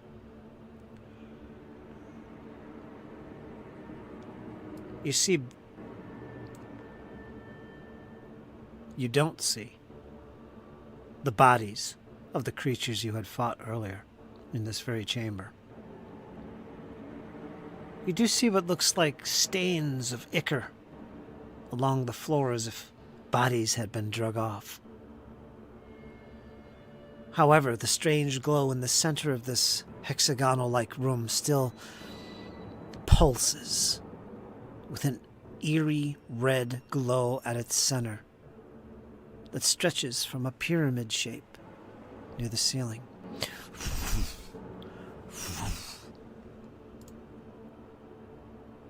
I look at the apex of that pyramid and see what's there.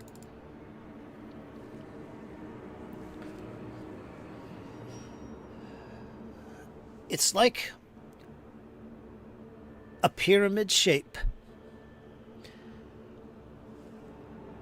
And at the bottom of it, it shoots down from each of the points of the pyramid this light that runs in this circular pattern around the chamber. This pyramid shape is in motion. It's slowly rotating, creating a circular aura beneath it. It's as if it was itself the nexus of this evil before you. Karma?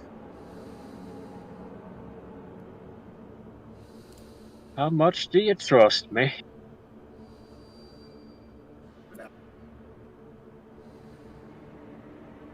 How much do I trust you? Mm-hmm. Oh, I am more praise. What are you trying to do? Bjorn's gonna knock an arrow and motion to the top of that pyramid, sort of swirling around. If we hit that and destroy it, it might disrupt this red aura. Ah, but if you don't hit it and you hit the red, what happens? I don't know.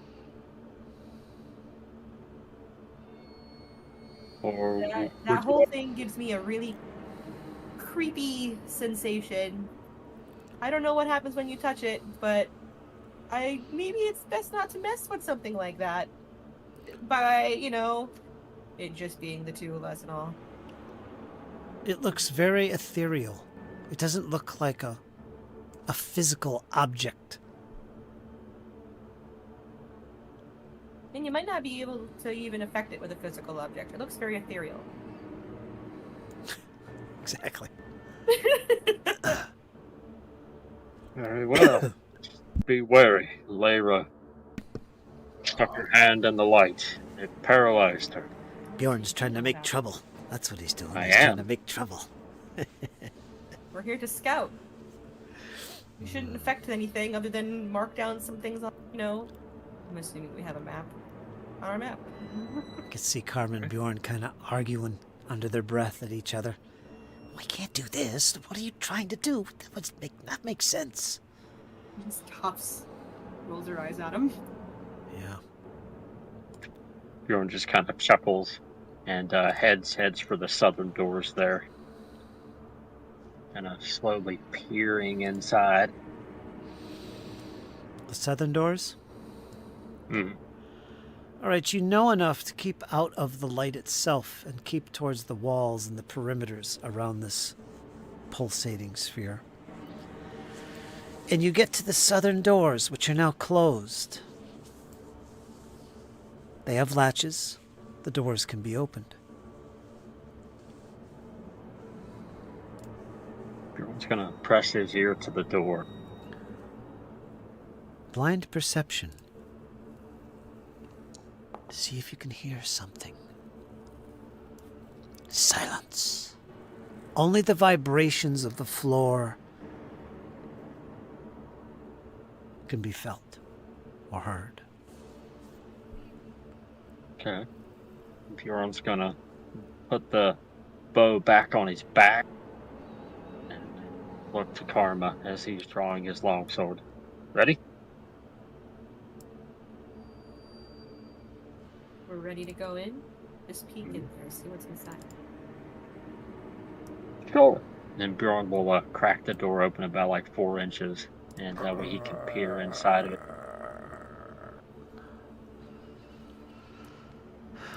Well, let's get you out of the... Since we're just two of us, I might as well take you both out. Put Karma in the room. Whee! Move that over here, make it invisible. And who has the fire? You do. Bjorn, yep.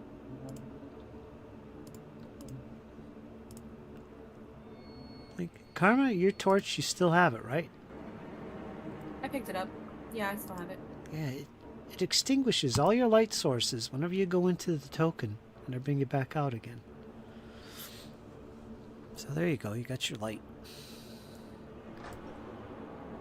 Hey, cut it out, Bjorn. Cut it out.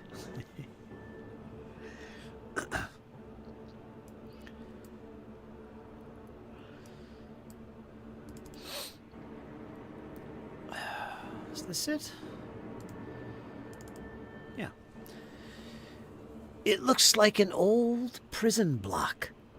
Like as if it was converted into a makeshift barracks, perhaps. You see several shoddy cots pushed into the cells and against the walls. The 3 cell doors that you see, Bjorn, have been chained open. Footlockers sit near each of the cots.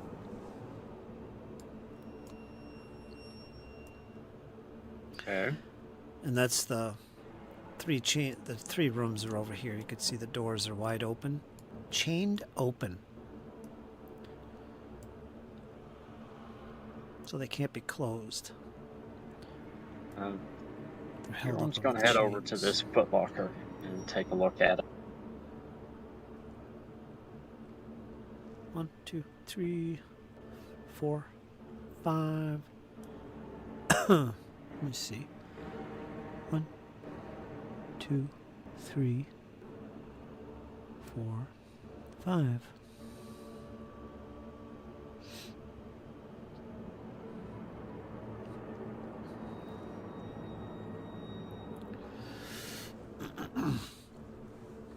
Are you moving there? Go ahead and move your token. How about you, Karma? Where are you at when he moves into this chamber?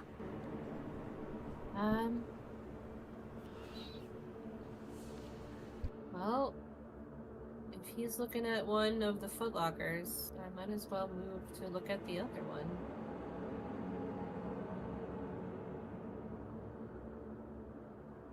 And that's your intention? Check out all these footlockers. Yes. They're in very poor condition. They're easy to open. You could easily pry them open with your blade. There's no locks on them.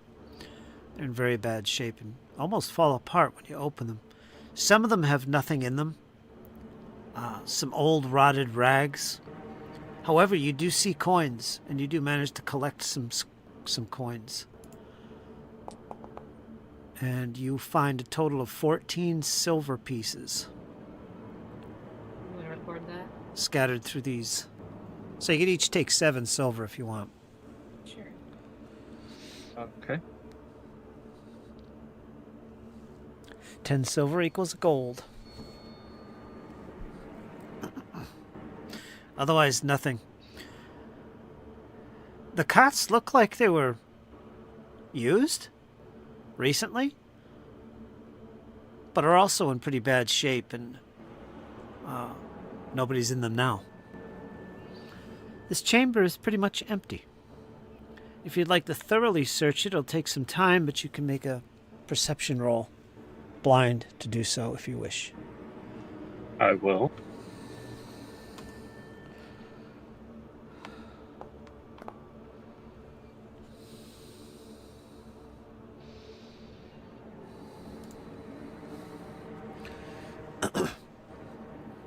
All right, is Karma. Oh, she's looking as well. All right, so you're taking your time. It's going to take another 10 minutes of doing this. But yeah, you both managed to find additional coins tucked under the bed. A couple of the beds. You find 5 gold pieces. Let's say 6, 3 each. So that's quite a bit tucked under the beds. Yeah. And- Somebody's hoarding.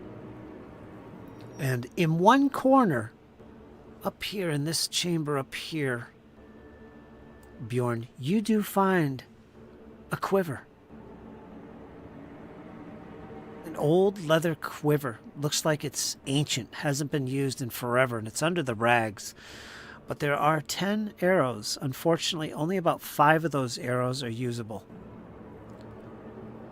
So add 5 arrows to your collection.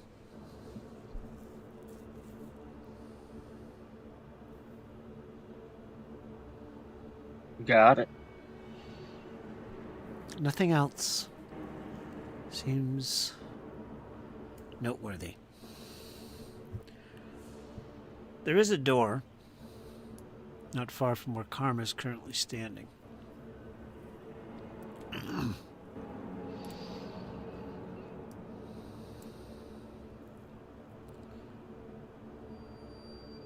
Bjorn's gonna look to Karma. Shall we go through that door? Might as well while we're here. So what do you think, Bjorn? What is this room about? What's going through your head?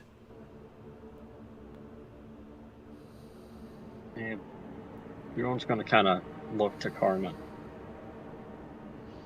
This place. The footlockers are in a poor state. The bunks are in a poor state. Cells are chained open. I found an old quiver with 5 usable arrows. Coin. This is a shoddy excuse for a barracks, if it is indeed. Well, this is the direction those creatures were encountered in. If you remember, perhaps this was their barracks. It looks like the cells were retrofitted. Something else is lurking down here, Karma. Your military training reminds you, unlike some of the other levels, there seems to be some military organization here. Barracks, demons training, lesser creatures in formation. What else could be found in a military-like fortress? Plus the alarm as well. The alarms. Where's the armor? It might be one. We keep looking. Indeed. Let's proceed through the door.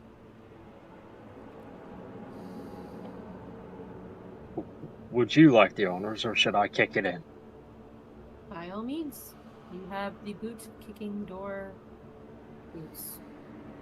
Boot kicking door. Yes. I'm a little brain dead. I'm sorry. Are we getting tired already? 8 o'clock? Yeah.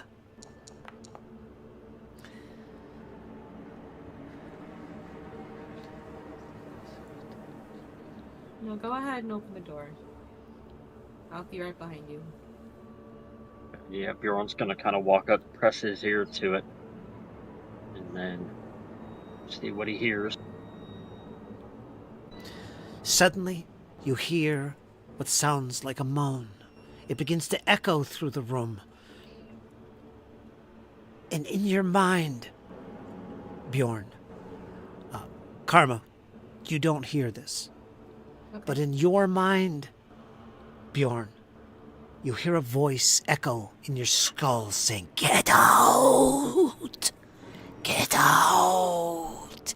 Get out!"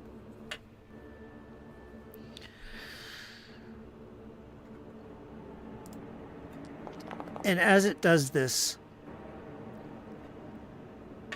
and you pause, it repeats, only this time it screams, "Get out!" It's so piercing and sudden. You're going to take 38 points of mental damage as it reverberates through your skull. You do get a will save.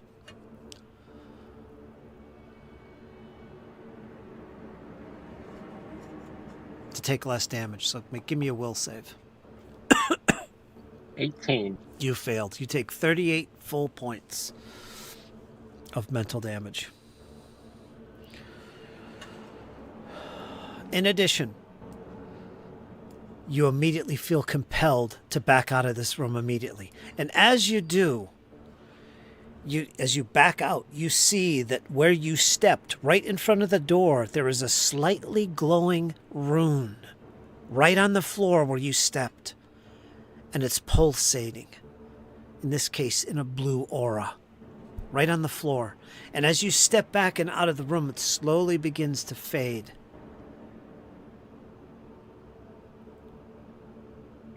Don't step there, God. Jeez.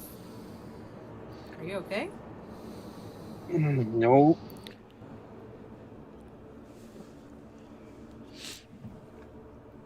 Kind of look at the room for a moment and look back to Bjorn. Now, Karma, you did hear the moaning sound, but you heard no words.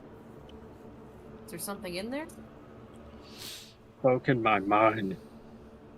Loud scream. Bjorn's gonna reach up and shut the door. Alright. You want me to heal you? Please.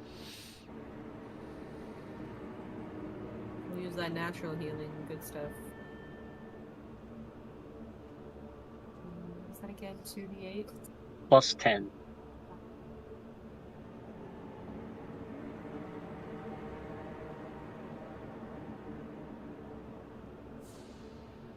There's a rune on the floor. It's 20 points to you.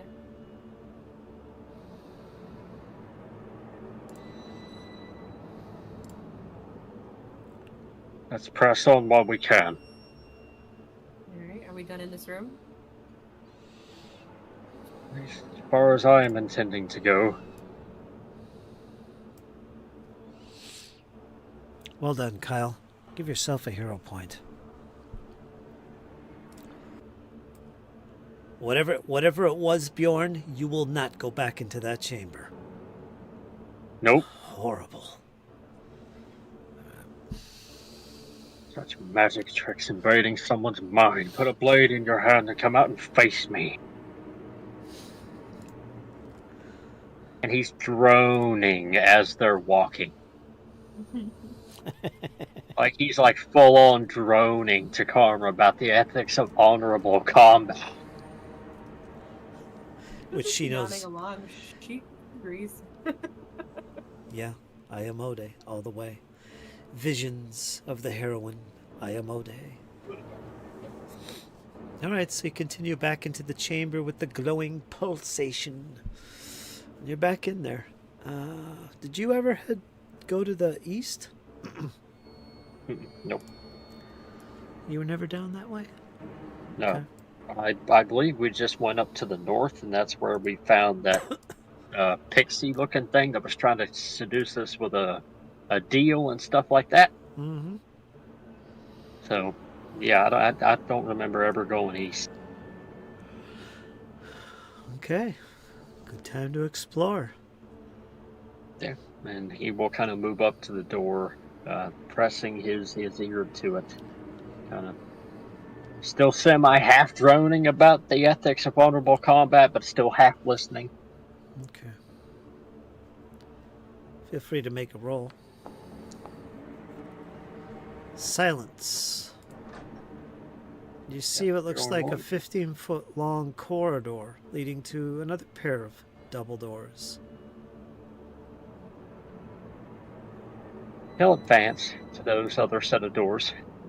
Karma behind, watching the rear. Do you close the door behind you, Karma? Yes. All right. Do you want to keep continuously shutting the doors as you pass through so I don't have to ask? Yes. Okay. Go ahead, Bjorn, go ahead and make another perception if you care to listen at these doors. They have simple latches on them. Doesn't look like they're locked.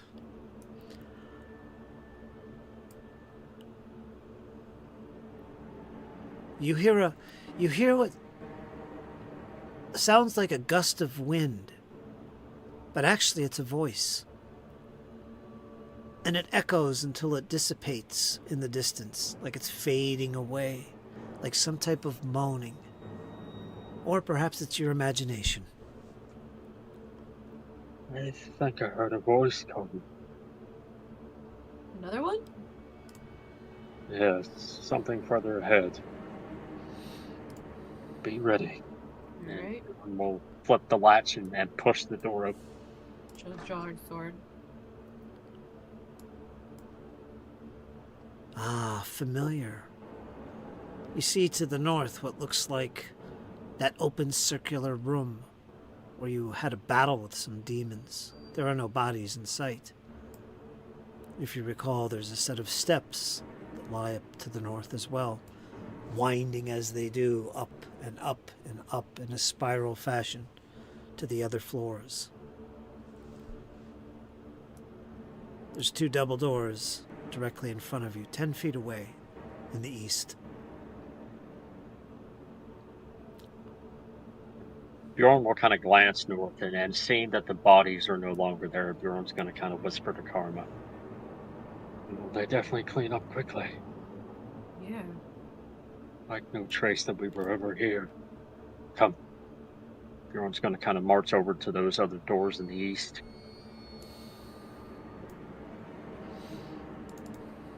And we'll take a listen. That's my theme tonight. We're going to take a listen. Moaning. It's much stronger here beyond these doors. It sends shivers down your spine, especially after your recent encounter. More moaning. Should we open it or leave it? Well, we're here to scout, so perhaps we should at least investigate what's inside. Karma ain't playing around. No, she ain't. She's like, I'm ready, let's do it. So Bjorn will open the door. Ah, familiar. Seen this chamber before.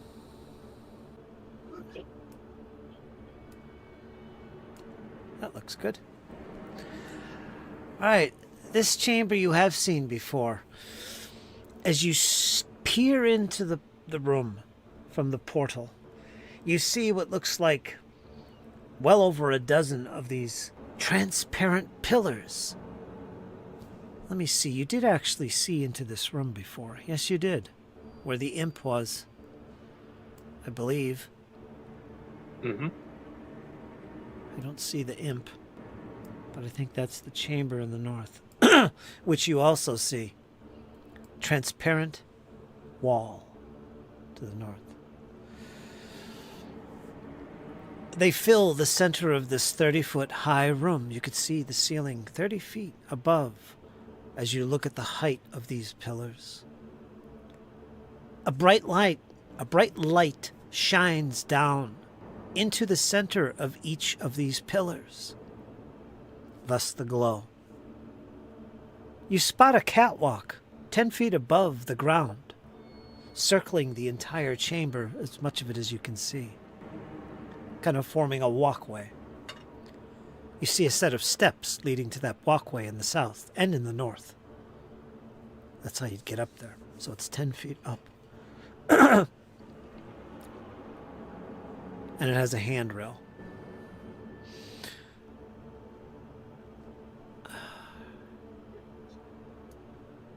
Yes. What do you do? Bjorn's going to kind of look over his shoulder. Slow and easy.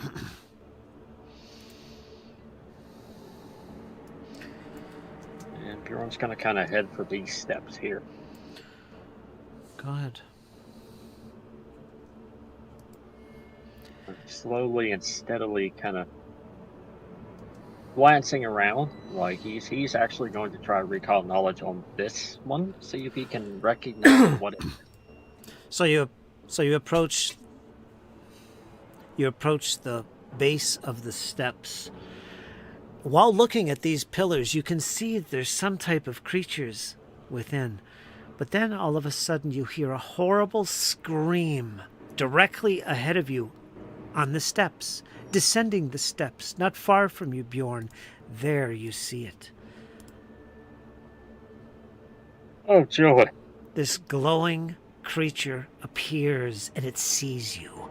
You are locking eyes with this strange ethereal being, this guardian of the chamber. We're going to go into initiative, and this, my friend, might be your fate sealed. Karma, of course, I'm going to assume you were following behind.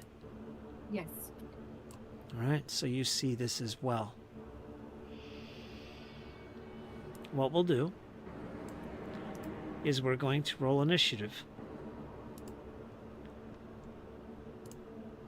And you better hope you get a nice good one. Or it's the end. Yes, Bjorn. Glorious, honorable death lies ahead. Just what you've always wanted. Yeah. Let's go ahead and roll your initiatives. Perception, you do get a +1. For your scouting, you did spot it. I'll adjust your initiative roll. Alright. Okay, you get a 36, Bjorn. Karma, you're going to have a 26. The Witch Fire Warden appears before you. Creature's up first. As soon as she sees you, she lets out a wail. Okay, this is aimed at you. Bjorn in the front. Okay. Alright, that's critical.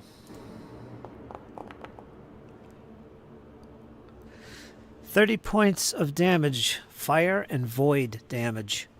So it hits you with this looks like fire, but it's not like fire. It's like yellow and pulsating, and it shoots towards you, and your whole body just explodes with it. You're taking 40 points of damage. Or no, 30 points of damage. That's void and fire damage. For some reason it doesn't say negative. And then, for its next trick,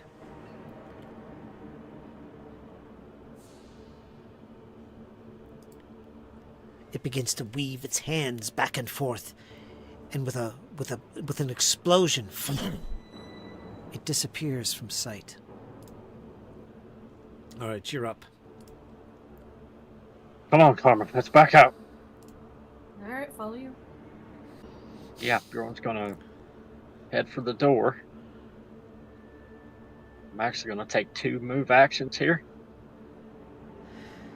20 feet could take you. What's your movement? 25. 25. So that's Yeah, so that's just 1. yeah. And then you can ready to an action to shut the door. That's exactly what I'm gonna do. Yeah. That would be a good move. All right, Karma, you're next. I'll follow him.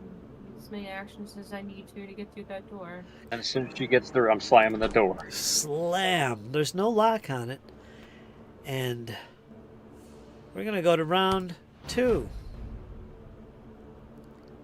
You hear a loud explosion and a glow from underneath the door itself. It's a yellow glow. But that's all. You're up, Bjorn. What do you do? But Karma, back the way we came. I'm just gonna head into this room. Well, with 3 actions, you can move 75 feet. If you both want to do that and make good your escape, I'll let you do that. Alright. Yeah, let's make our escape. Okay, what chamber do you want to get to? I'll want to get back into this hallway if we can. There? Yeah.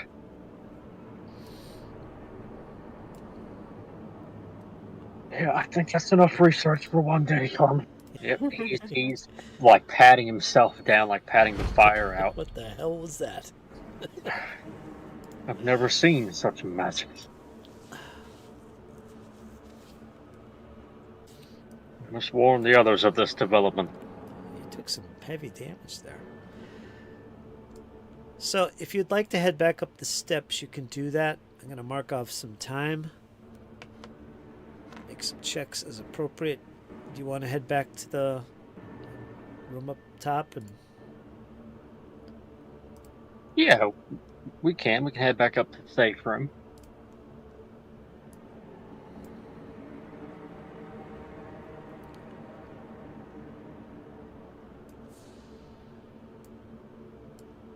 in that case, you can get there no problem. Mark off some time. Bunk. So that was a good 2 hours of exploration in combat. We're now in Gozrin the 6th, by the way. You're not sure exactly what time it is, but it must be morning time of the next day.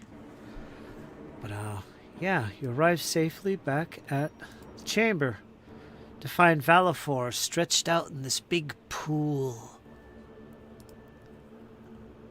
Why, hello there, Valifor. He's stark, raving naked. So that's what you look like outside of the arm. He jumps up out of the water. I wasn't doing anything. And he grabs a robe. You see his bare ass for a brief moment. And he starts covering himself up. His armor is piled over here.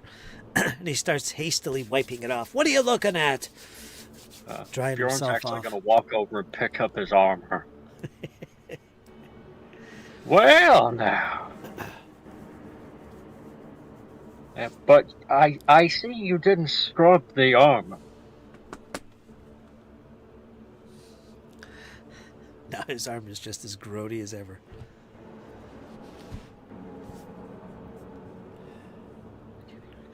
So that's what you look like outside of the armor. Look, partner. Kind of a rare sight. That is to say the least. This armor stinks, and Bjorn's going to actually dip it down in the water. You can just see the grime falling off of it. Yeah, it's nasty. What are you doing? Leave my armor alone. He reaches to grab it and pull it away from your hands. Don't touch my armor. I'm tired of smelling you. It's supposed to smell. This is for a soldier. This is for a warrior. Battle armor. Shouldn't look clean. Not like your armor. Of course, your armor is nice and clean. Yes, as I will maintain my equipment. Important to wash and maintain the armor, Valifor. Pah! Karma will join in and cast the Prez. dissertation on the armor to help clean it. That's better. Ayamone appreciates a nice cleanly presentation. Yeah. See? Karma couldn't have said it any better. I hope you're well rested, he says, covered with these burns and such. Because we have a fight down in the lower floors. A weird creature that I've never seen wielding a magic that I've never known. It was rather vicious. If I was a dwarf, I wouldn't have a beard left at this point. But as my fire was coming my way. But yeah, we'll end that session there. And you did get some experience points. I gave you 40. Actually, you should get a little more than that. 50. So you earned 50 XP for the group. So give yourself an extra 10 experience points. I'll do that for...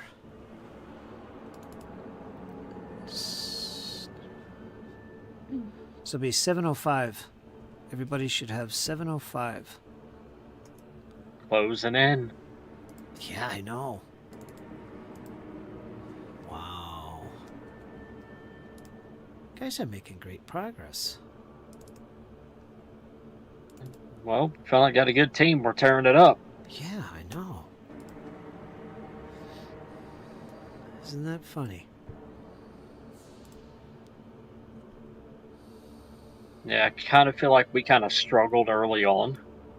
You know, kind of just having one fighter there, especially on the Arthurian Sheppy kind of days. You know, we were kind of really having to go slower, you know, pick better fights. Now it's just like, all right, there's two of us. We got great support, great utility. We can just hack it and get it.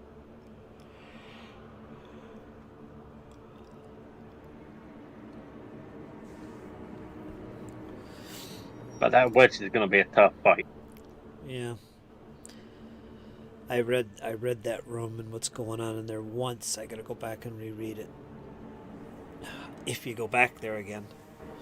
I wasn't prepared for you to go there. I didn't think that would be part of your scouting mission. But you did. Lo and behold, there she be. death incarnate. Yeah, but next time I'm bringing backup. What'd you think of that moaning rune? I did not see that one coming. That was interesting. I liked that. Karma's just being laid back. Yeah, they're getting clever though. They're starting to see a lot more traps and stuff here.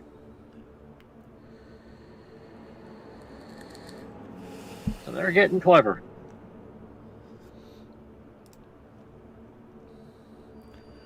All right, let me end the stream so we could chit chat here for a little bit more, and that's it. We'll call it. So, Rookie666, thanks for chiming in. Everybody else that said hello tonight popped in. And yeah, that was our impromptu session. So we did get something in tonight. Yeah, it's pretty good. But we'll be back next Sunday, ideally, with everybody ready to go. We should have a full roster next Sunday, so stay tuned for that. That'll be episode 78, I think. I think it's 78. I'm not sure. Yes, sir. So we'll see you guys later. Till next time. Talk to you soon, folks.